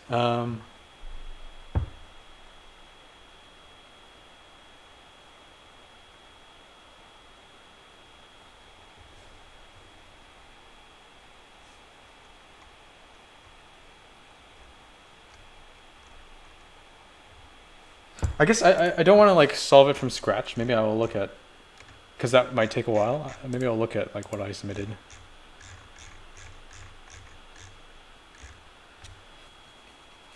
Oh, what am I doing here?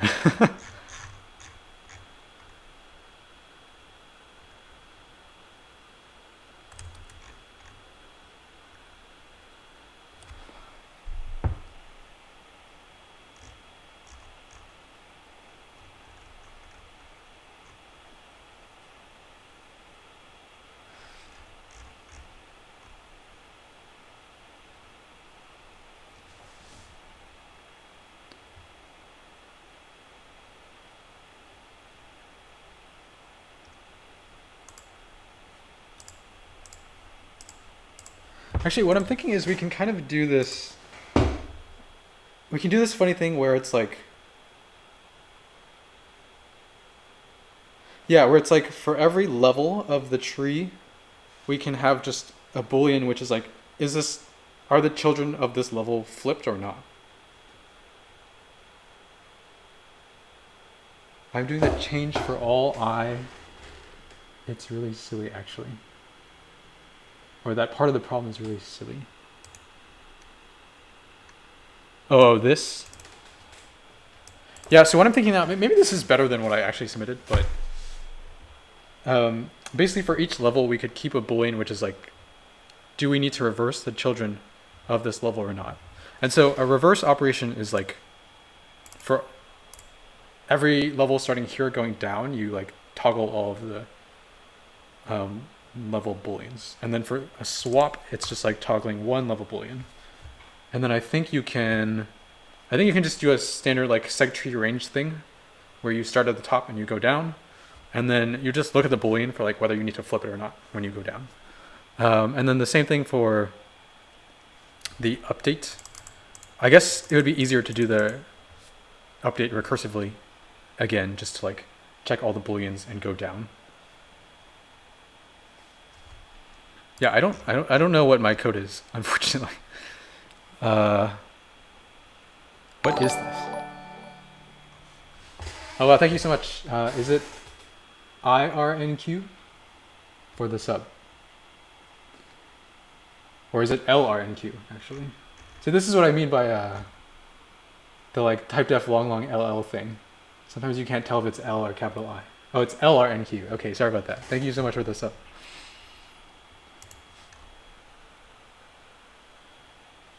Yeah, I guess the Twitch font isn't the best suited to handle that.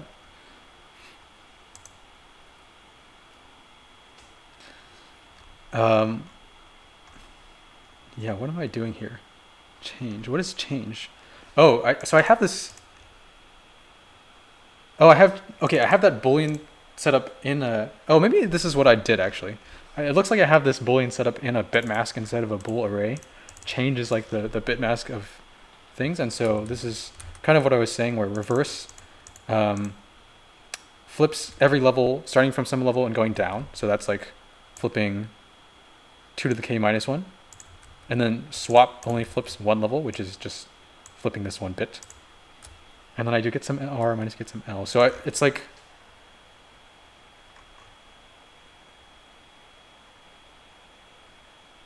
Okay, I think this is like basically what I'm actually doing here. I'm trying to get the sum of a prefix, and then I go through each level and I see if I need to do like a swap or not. Oh yeah, so it looks like my solution is... Wait. Yeah, my solution is log squared potentially. Oh, I think that's why I submitted twice. Okay. So the second submission is instead of a Fenwick tree, I switch to a regular seg tree, and then that way, instead of just calling query to get this sum, because this range is just a power of 2, so it should just be a seg tree node. The length is just a power of 2. Here I actually go down the seg tree and like find the right node, and I add the node's sum. So that's kind of funny. I was looking at my code, I was like, what am I doing? And then I thought of a solution, and it turns out my code is the solution. But yeah, I guess I will, if you want to take a look at my code, I will put the links in the chat. We can also peek at Andrew's code because he wrote it in 10 minutes, so it must be short.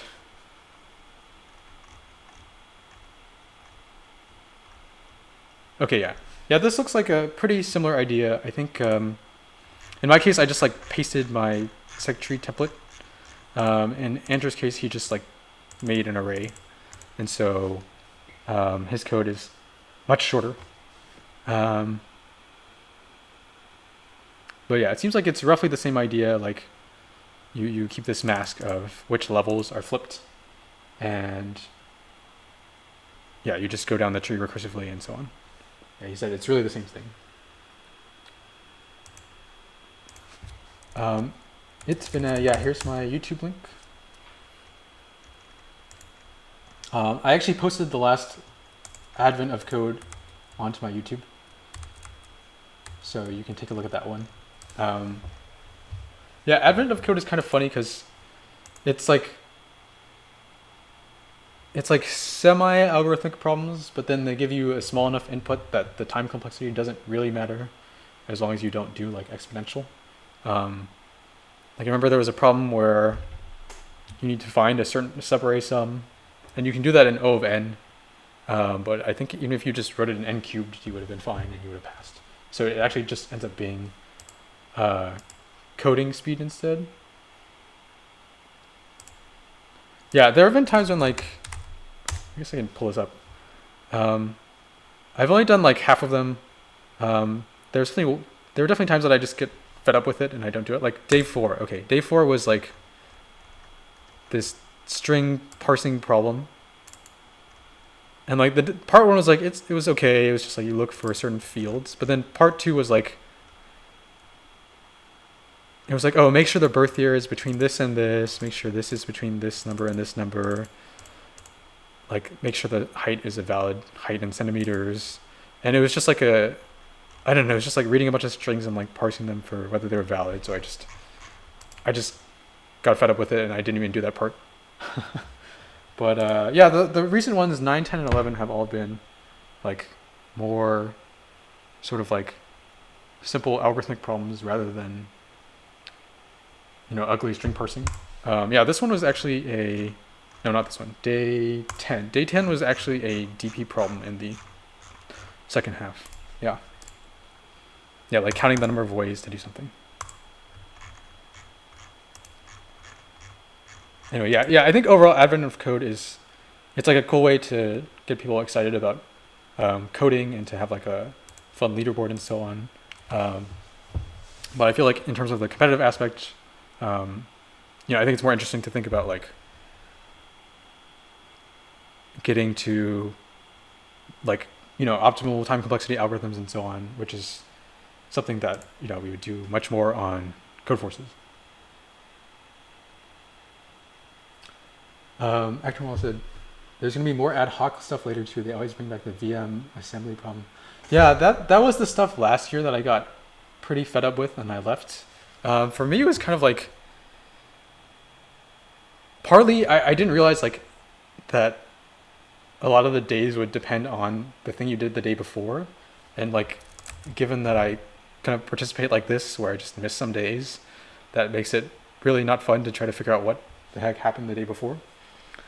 And then the other thing was, because you're like really racing so fast to try to solve the problem, it really sucks when like solving today's problem depends on the previous day, especially if you didn't know that, because you're just like speed racing to, write more spaghetti code on top of your previous spaghetti code. and it just gets more and more spaghetti.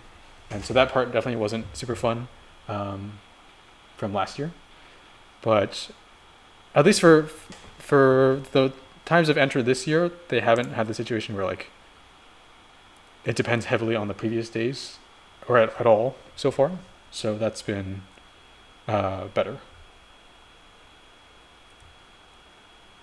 Yeah, it's like this weird thing where having the leaderboard makes you feel like, okay, I have to go fast, and then you don't have the time to like think through the nice abstractions to code it well. You just kind of throw a bunch of spaghetti. Like there were times when doing a problem where like I realized, oh, the code makes more sense if I like reorder it this way, and then I spent some time like moving things around and fixing the indentation, and I feel like I'm losing so much time because I'm fixing the indentation and things like that. It's fun to write some spaghetti code once in a while. Yeah, maybe I should try using Python for AOC. I've been using C++ so far, but it seems reasonable to use Python, like definitely from the like fast throwing code together perspective. Let's look at what other problems we got sent here.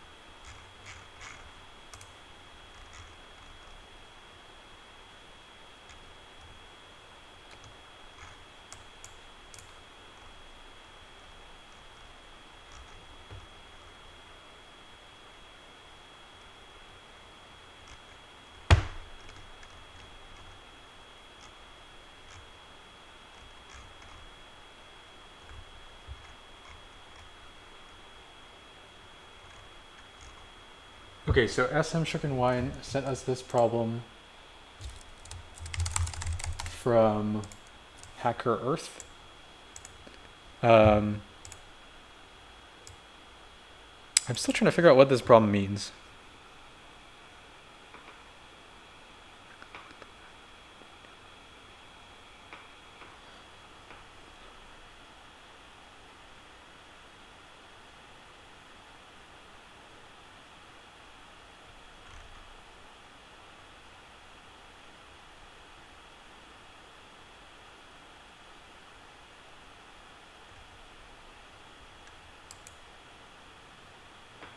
I don't think this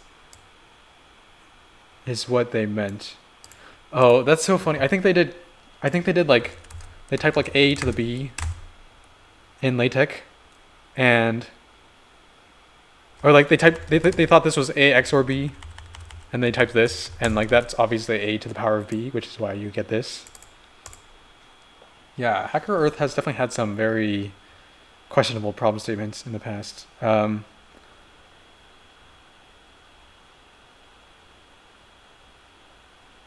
Okay, so I think this means this is just add a value to the end of the array.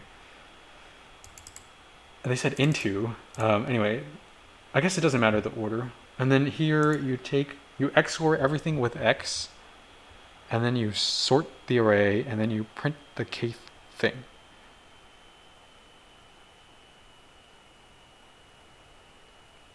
I see. Okay, yeah.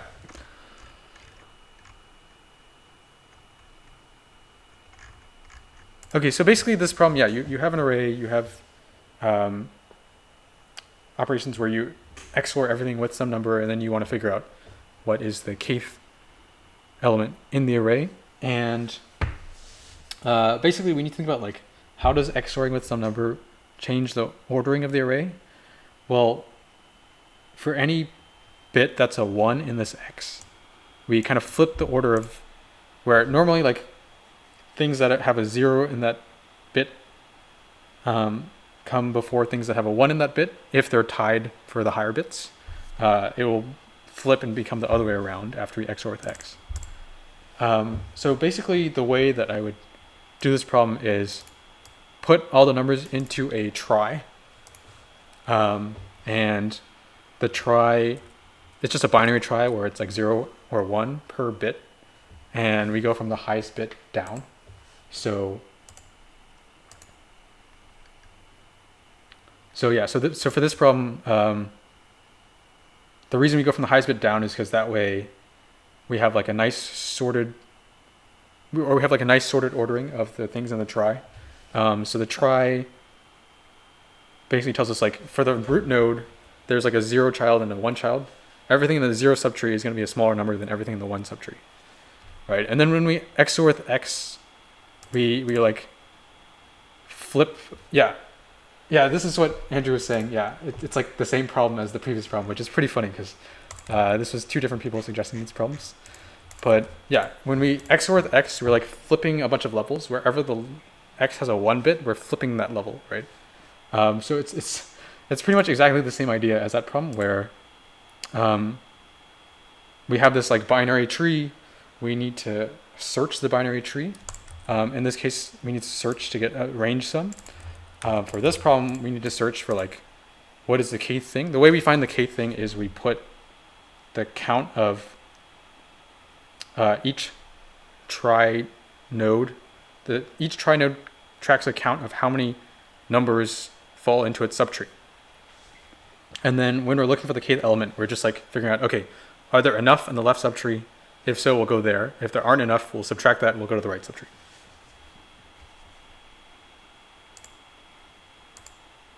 KCH 2002, you can check out the Twitch VODs at this link. Unfortunately, the title is wrong. The video that you want is, it's the most recent one. It says 2 hours ago, upsolving Atcoder regular contest 110. I don't know if there's a way to, maybe I can change the title actually. Let me go over and fix that. I can do that right now, I think.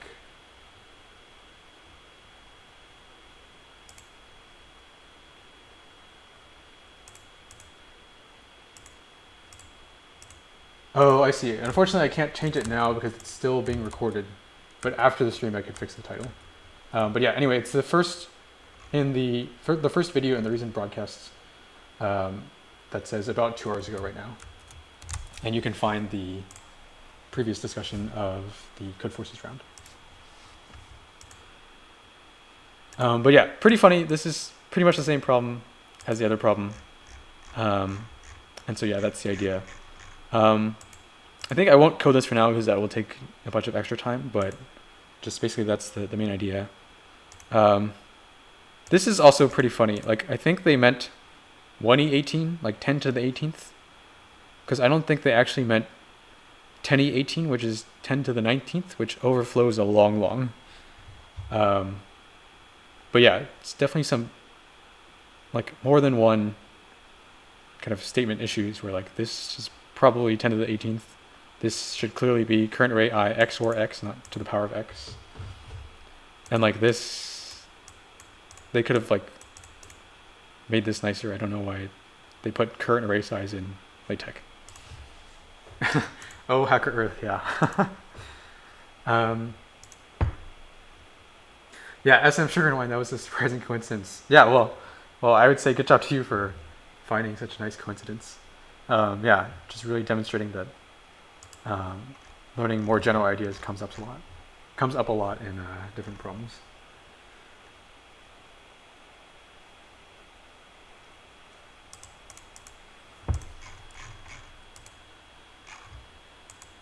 Let me see what other questions we got, or what other problems we had people asking about.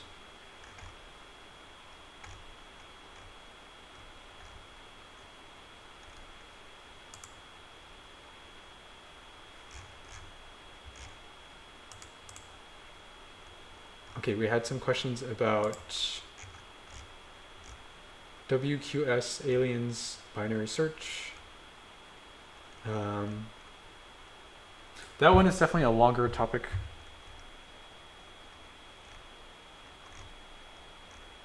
So if I get into that, I might get into it later.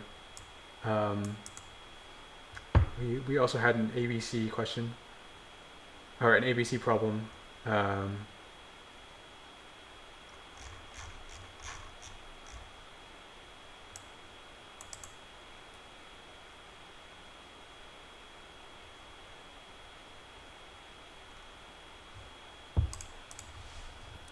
So let's look at the ABC problem.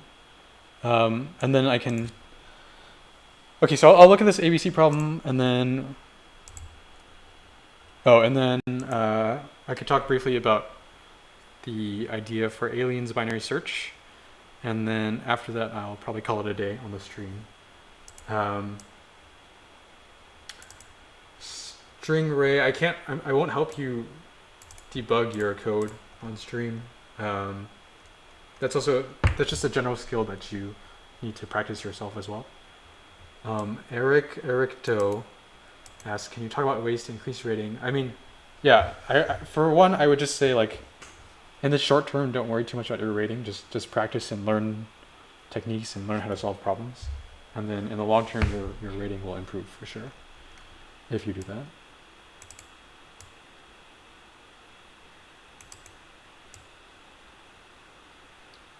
Niku, I don't want to get into your question right now, but maybe someone in chat can figure out what you're asking. Okay, so what's this problem? So let me see who requested this. It was TechieChan21. Okay, so this is from an Atcoder beginner contest. The number of sequences of length k consists of positive integers at most n modulo 10 to the 9th plus 7.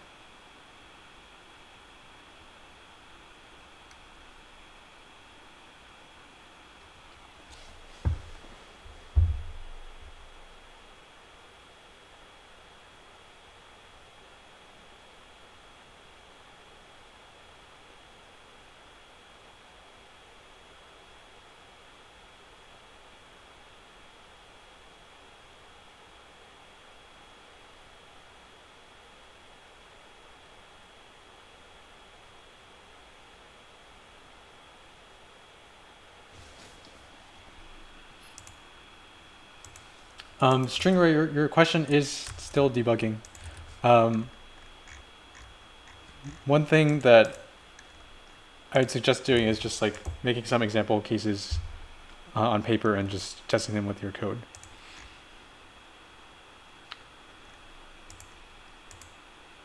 Okay. Yeah, so basically we need to count the number of sequences where the product of any two adjacent elements is at most n. And this is an interesting topic, actually, of two things multiplying to n, where it actually came up in another problem that I got asked about recently, which is sum of divisors on CSES. This is kind of a similar problem because in this problem you want to figure out, okay, so this is the function, I think this is little sigma. So little sigma n is the sum of divisors of n. So for example, for 12, it's this sum. And you want to calculate the sum of little sigma for 1 through n, and n is up to 10 to the 12th. Have I done the CSES problem on stream? I have not done it on stream. I just, like, I had someone ask me about it off stream. So for this problem, basically for any number x between 1 and n, the number of times x will show up is n over x floored, because, you know, it shows up for x, for 2x, for 3x, and so on, up to the biggest multiple of x up to n. And so we really care about, you know, the function floor of n over x. And it turns out for if we take x from 1 through n, then there are only about square root of n different values of floor of n over x. And that's the key thing to know here. Oh, Kecklux, you've been stuck on this problem for a year now. Okay, so so we can talk about this one a little bit too, because it's very related. Basically, we're just doing the sum on this problem for like sum over x of x times floor of n over x. Maybe I'll put this in here instead. Okay. And the thing is that floor of n over x can only take on about square root n different values. So we can just find all of the ranges for each value that it takes on. And then, given a fixed value here, if we call this v, something like that, or maybe we can call this f of x, for example. If f of x is fixed and we have a fixed range of x, then we just take the sum of the x's in the range and multiply that with f of x. And so if we do that, we can solve this problem in square root n time. The main idea is just to find all the different possible values of this, find the ranges for each, and then just add those up. And then here, it's actually a very similar idea. The idea is that obviously we can do a dp, which is like k times n, because the only thing that matters is what's the length of our array so far, and what is the last number, right? Because the last number tells us what the next number can be. And I guess that's technically like an n squared times k dp. So it's a huge runtime, but it would work for the problem. And then we can make the observation that a bunch of different last values are actually the same. So for example, if n is 100, then if the last value is 60, then the next number can only be a 1, right? It can't even be a 2.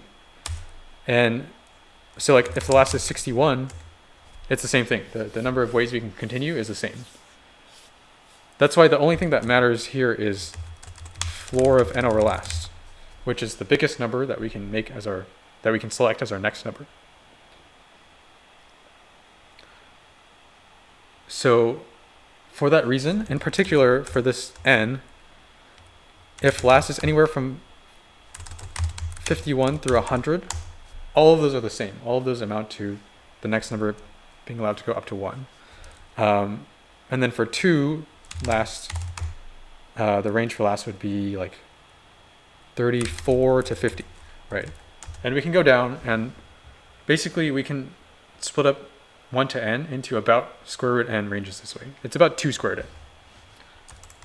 So instead of having a dp state of k times n, we can have a dp state of k times square root of n, where the square root n comes from which range are we looking at. And then we just need to optimize the transition from n or square root of n to O of 1 using some sort of like prefix sums. And so then the runtime is going to be k times square root of n. I wonder if they talked about it here, I guess. Oh, do they? I think they always just put Japanese only. Oh no, they actually have it here.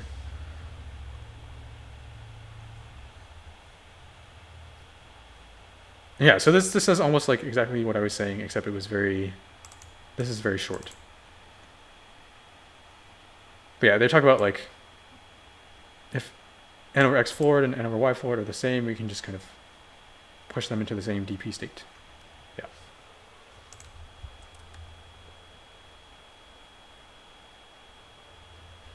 Yeah, Andrew, I thought I saw for some recent ABCs that they didn't have any English editorials, but yeah, I'm not sure. But yeah, so this problem, very similar idea. Again, like just iterating the ranges where every number in the range has the same value of floor of n over x. Also, one cute trick you can do for this problem is that if you're trying to iterate those ranges, you can actually just iterate it like this. In particular, the trick is that basically for x, for a given x, the largest k such that floor of n over x equals floor of n over k is k equal to floor of n divided by floor of n divided by x. And so that's what this is. And so that just is like a nice trick to help you find these ranges and just iterate the problem in like one short loop.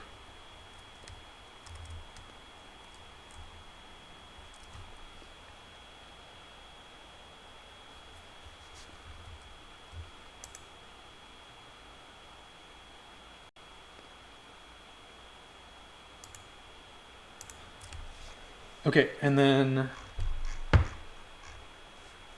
is who was asking about WQS aliens binary search trick? I have to scroll way back in the chat now.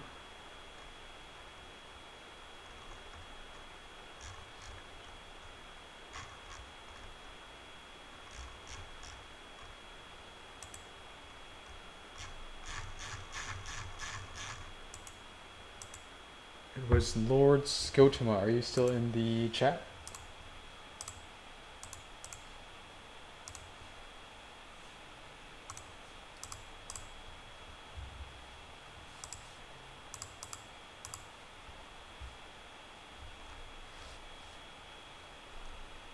Okay, you're here. Okay, cool. Qualified 9898 asked if I want to play chess. That's tempting. I would say probably not today. I think I will just talk about the aliens binary search trick a little bit, and then I'll end the stream for today. I do want to grab some lunch, so maybe another stream. But yeah, it would definitely be down in the future. Okay, so yeah, so I think you sent me that problem. Okay, yeah. So here was a problem where it basically amounts to the aliens binary search trick. And in this problem, so I vaguely remember this problem. Let me read through it again.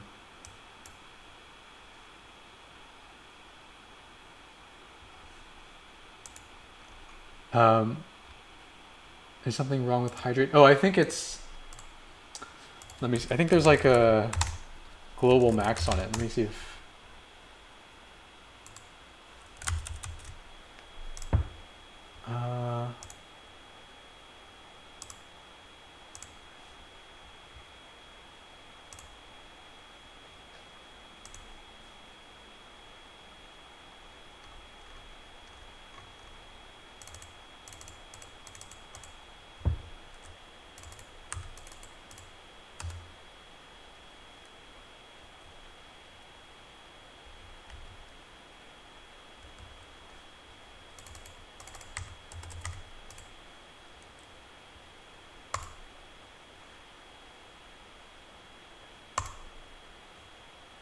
okay, yeah, I bumped up the limit for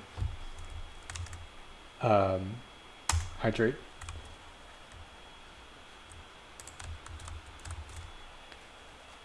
All right, the immediate redeem.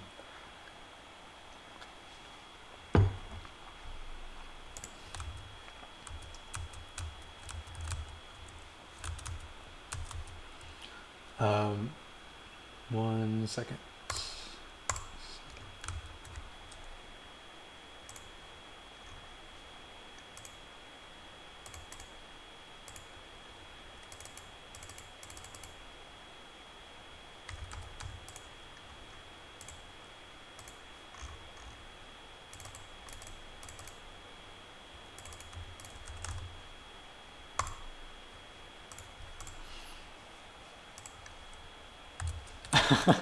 Andrew and I can solve P versus NP on stream together.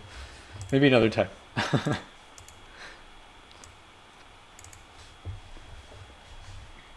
What do you think, Andrew?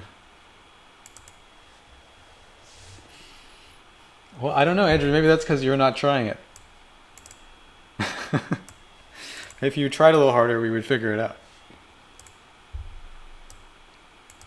Okay. So, oh, you think it's the hardest Millennium problem? Well, that's an interesting take. Yeah, I haven't really thought about that, but I guess the problem is I don't really know anything about the other Millennium problems.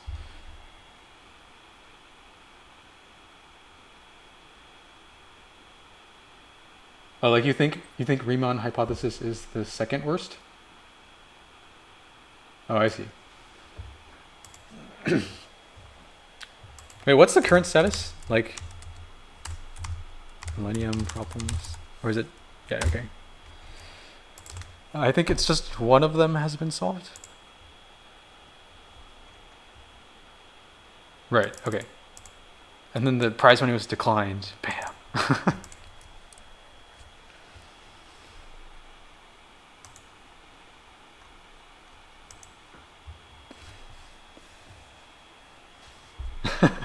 What I got.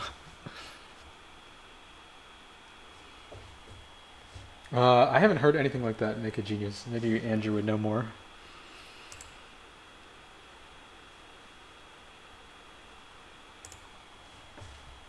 It would be funny if one of them implied another one, because then it's like if you solve that one, it's a $2 million prize, or does half of it go to the person who proved the implication? It gets kind of weird.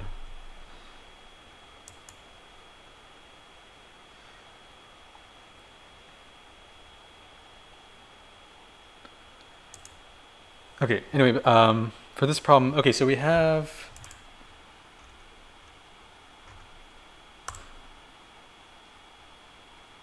right, so we have a string of length n up to 1,000,000.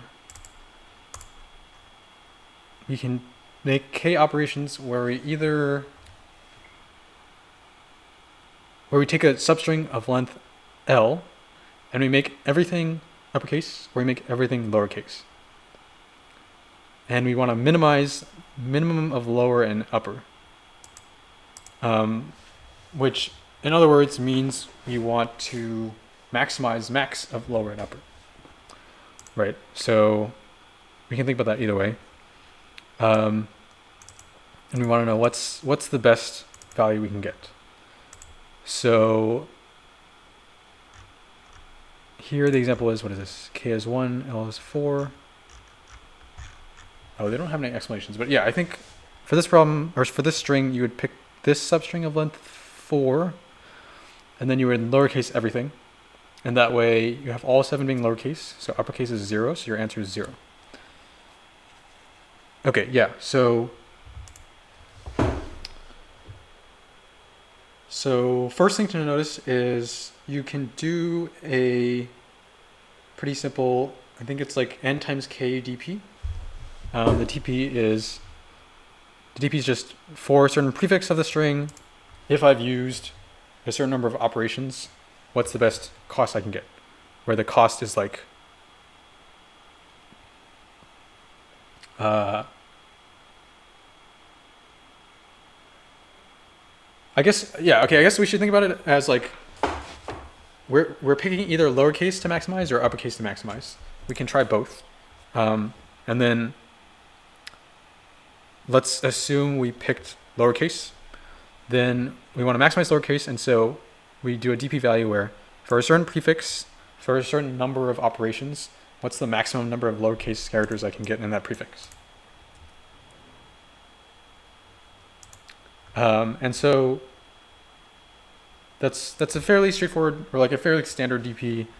There's n times k states, and then you just make sure you do some prefix sums so you can compute the transition in O of 1 rather than having to do a loop. And so you get nk time overall. That's obviously no good because those are both up to 1,000,000. So basically the key thing that solves this problem is to realize that, and I don't actually have a proof of this right now, but if we solved the same string So if we fixed n, we fixed L, and we solve the same string for increasing values of k, basically the curve we would get of the answer would be something like something convex, or yeah, something convex. So like maybe when like k equals 0, the answer is, let's say we're trying to maximize upcase. We get 5 when k equals 1, then we get like 9 when k equals 2, we get 13, k equals 3, we get 14, k equals 4, we get 15, and then k equals 5, maybe it stabilizes at 15. I guess I'll just save this. Okay, so I saved it in the wrong folder, but whatever. The key thing is that if we look at like each time we increase k by 1, how much do we improve? Well, this one is +4, this one is +4, +1, +1, +0. And the key thing is that the amount that we improve each time is not more than the amount that we improved the last time.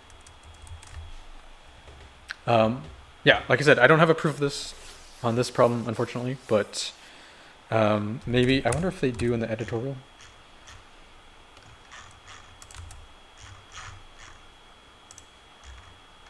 Wait, no, I clicked the wrong one.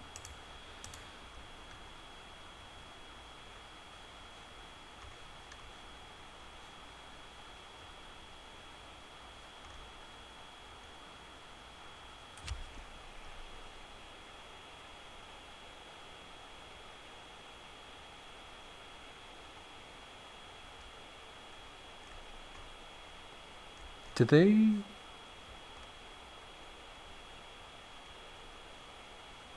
Yeah, okay. Yeah, they don't have a proof, but they have faith and stress, is what they said. I don't know if someone actually...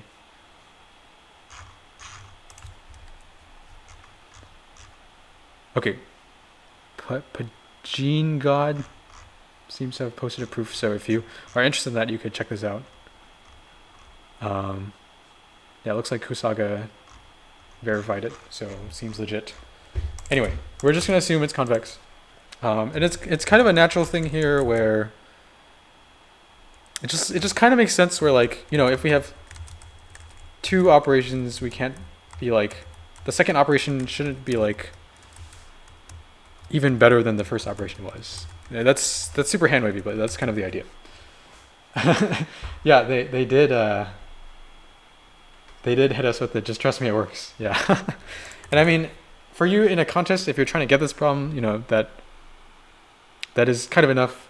But yeah, anyway, so we're just going to assume it's convex, and then we're going to think about basically what's going on here. In particular, the idea for this is, instead of doing the n by k dp, what if we didn't have any restriction on k, right? And I mean, on this problem, that's kind of stupid. We would just get an answer of 0.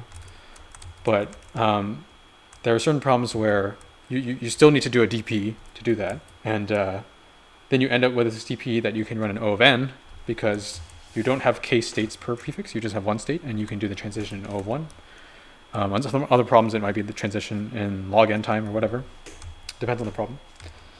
But then basically you would get a solution that's fast enough.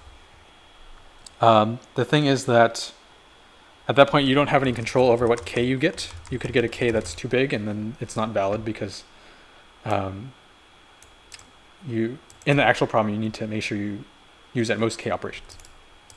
So the key idea is, well, for the k that we want, there's some kind of marginal improvement that the kth operation gives us, right? So the idea is, what if we charge an extra cost per operation? So in this case, let's say we charge an extra cost of 2 per operation. Then what would happen is cost of minus 2, and then we would end up with this would still be a value of +2. This would be worth +2. This would be -1, -1, -2, right? And so what would actually happen is if we just did that, O of n dp, and we didn't care about k, but we charged an extra cost of 2 per operation, we would only get to k equals 2 because it doesn't help us to do these. We wouldn't want to go any further. And so if we mess around with kind of different cost values here, we can reach like different optimal values of k, and that's the idea. And essentially, because this improvement array is decreasing or non-increasing, we can do a binary search to figure out what is the marginal cost. Like we can find, let's say k equals 4, we can find, -1 is the marginal cost of the k that we want. What problem is it now? I will post a link in the chat.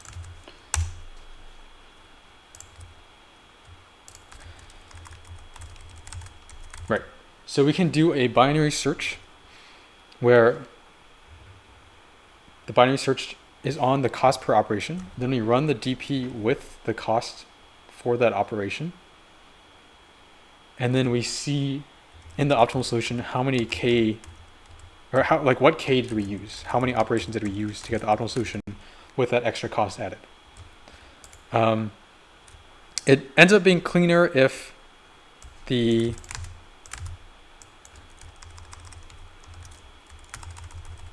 all the values are distinct,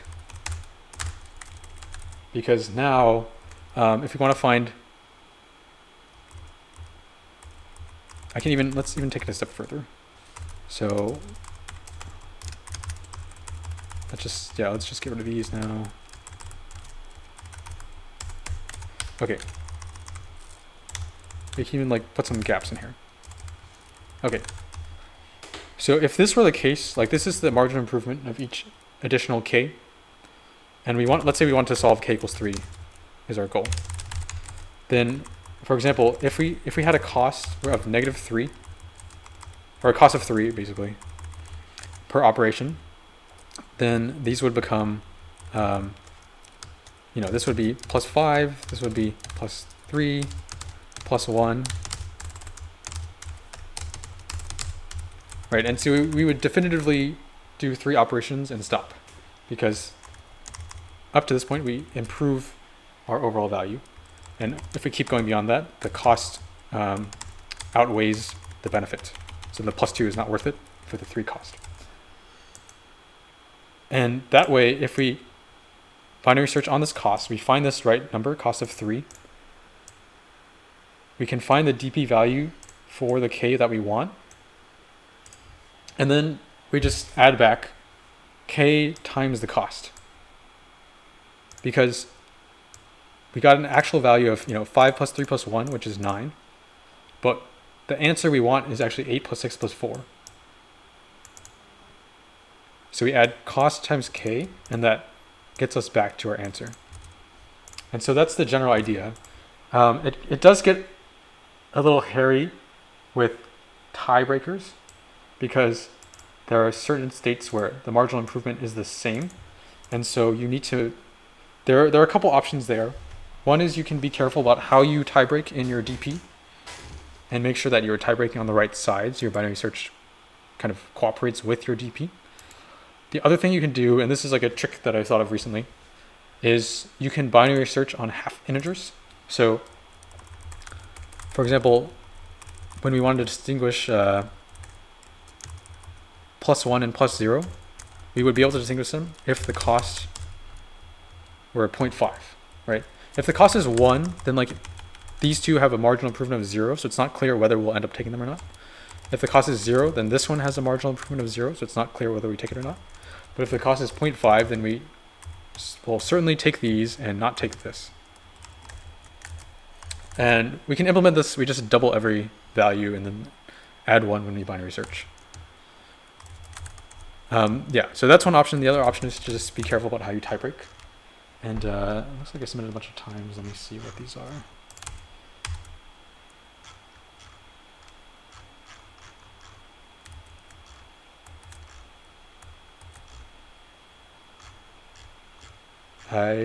okay, I'm just going to assume my last one is the cleanest. Yeah, so the idea is read everything. Yeah, the actual string doesn't matter. It's just a vector bool is upper. We solve it. We flip everything. We solve it again. So we can just focus on one direction. And then when we solve, it looks like, yeah, counting prefix sums. And then we binary search on the cost. So the idea is, as I was mentioning, when each change costs C, we find the min value of C that results in at most K changes. We do a cost dp with our binary search. And then finally our answer is cost dp on low plus K times low. So this is adding back the K times cost that I was mentioning earlier.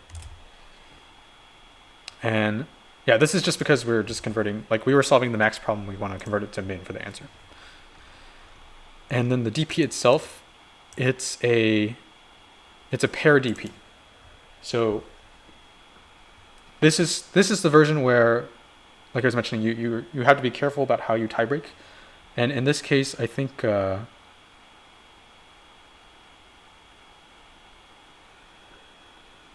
yeah, so what I want is I want to maximize the score. If there's a tie in the score, I want to minimize the number of ops that we do. And the way I do that is the dp state is a pair. The first value is the score, and the second value is actually the negative number of changes. And so I just want to maximize the pair. So if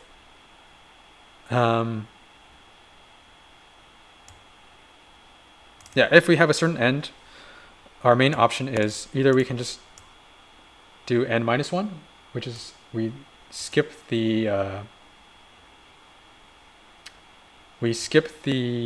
last value and we just go back, or we can place a substring at our current end, which gives us first plus the sum here, and then subtract out cost because that's what it costs to do one op, and then we add one more op, and so we just maximize that. And so at the end we just negate the number of ops that we did.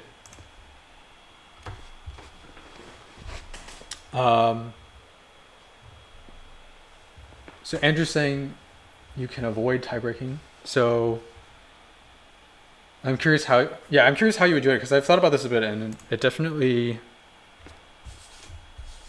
like if you're searching a value that can be exactly if you're searching a cost that can be exactly the benefit, the marginal benefit, your binary search, I think you need to be at least aware of like how the tie break works to fix it.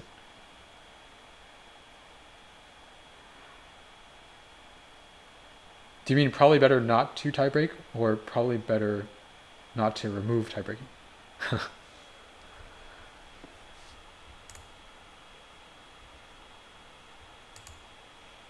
Mm-hmm. Yeah. Yeah, I think if you don't want to think about tie breaking, I like the thing that I was mentioning earlier where you search on half integers as the cost. And so that ends up being cleaner, where you can, where you can not worry about tie breaking. You just have to make sure that your cost dp kind of doubles everything and works out nicely. And doubling everything is nice because you don't have to increase the ranges of your values that you're operating on too much, because sometimes the inner dp is like a convex hull dp.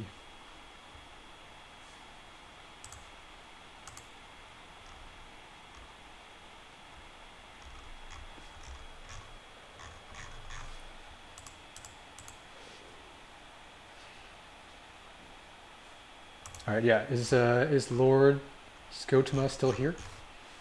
Let me know if you have any questions about that. Just kind of a high-level overview of the general idea.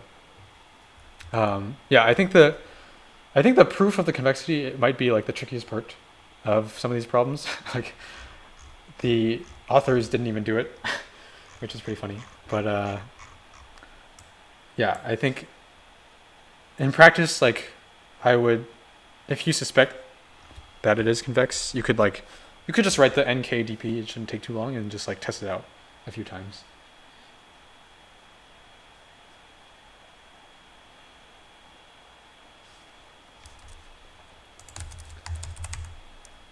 Sar Warish 97, you can check the VODs on Twitch here.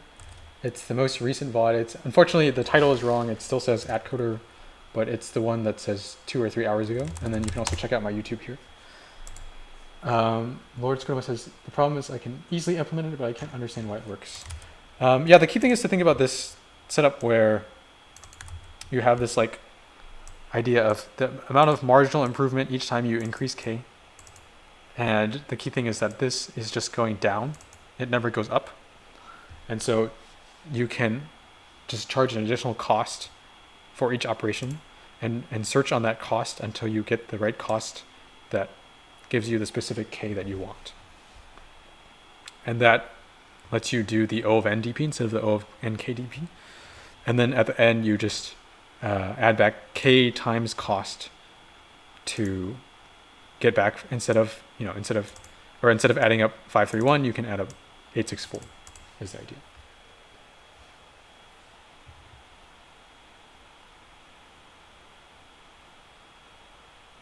Yeah, it's kind of like binary searching on the derivative of the function.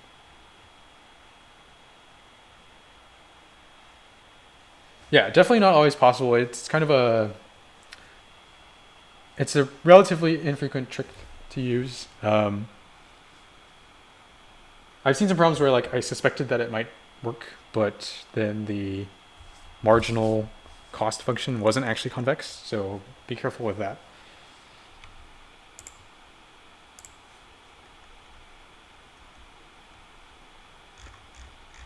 Techie Chan asked about my favorite problems. I don't really have a list. I guess I have like Codeforces favorites, but usually I actually just use that. It's not necessarily my favorite problem. I just use it when it's like either a problem that I like want to kind of remember something from, or a problem that I did badly on, honestly. Like I'll just fave a problem if I did badly on it, even if I didn't like the problem, because it's just like, oh, I should try not to mess up this type of problem next time.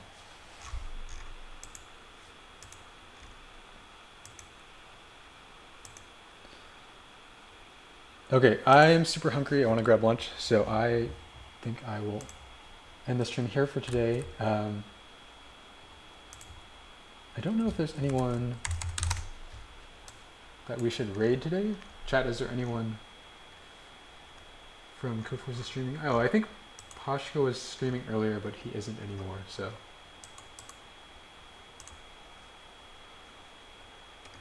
I'll just take a quick peek at the science and technology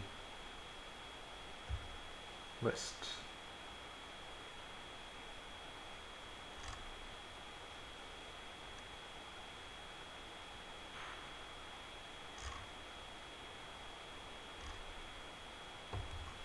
Okay, yeah, I don't really recognize anyone here, so I think that'll just be it for me today. Any closing statements? Nothing too much. I think the contest today, where was it? The contest today was nice. I think, yeah, I guess F was a little bit messy, but you can like think through it and make it clean. But yeah, I do like the illustrations. It's pretty cute. So I hope we have more of these in the future. Techie-chan, do you mean educational videos like topic videos or things like that? Yeah, we'll see. Maybe like I'll think about doing some sort of topic video in the future, but those do take a lot of preparation, and I don't know, there's a lot of people who are kind of covering that already. There's Galen Collin, and then now Anand Oza and Demoralizer are both setting up some streams for specific topics, so definitely check those out if you guys are interested. Both of them have set up problem mashups. So for example, Anand has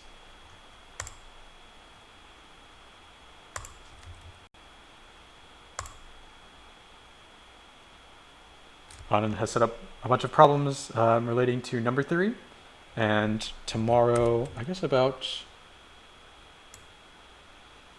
think that's actually Sunday. Anyway, Sunday, yeah, he'll be going through these problems on stream. So yeah, take a look, work through some of these problems, and then check it out if you're interested.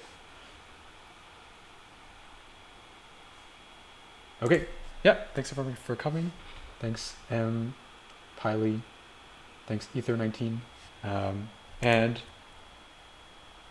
yeah, if you guys aren't following yet, just follow my channel to get notifications when I'm going live in the future.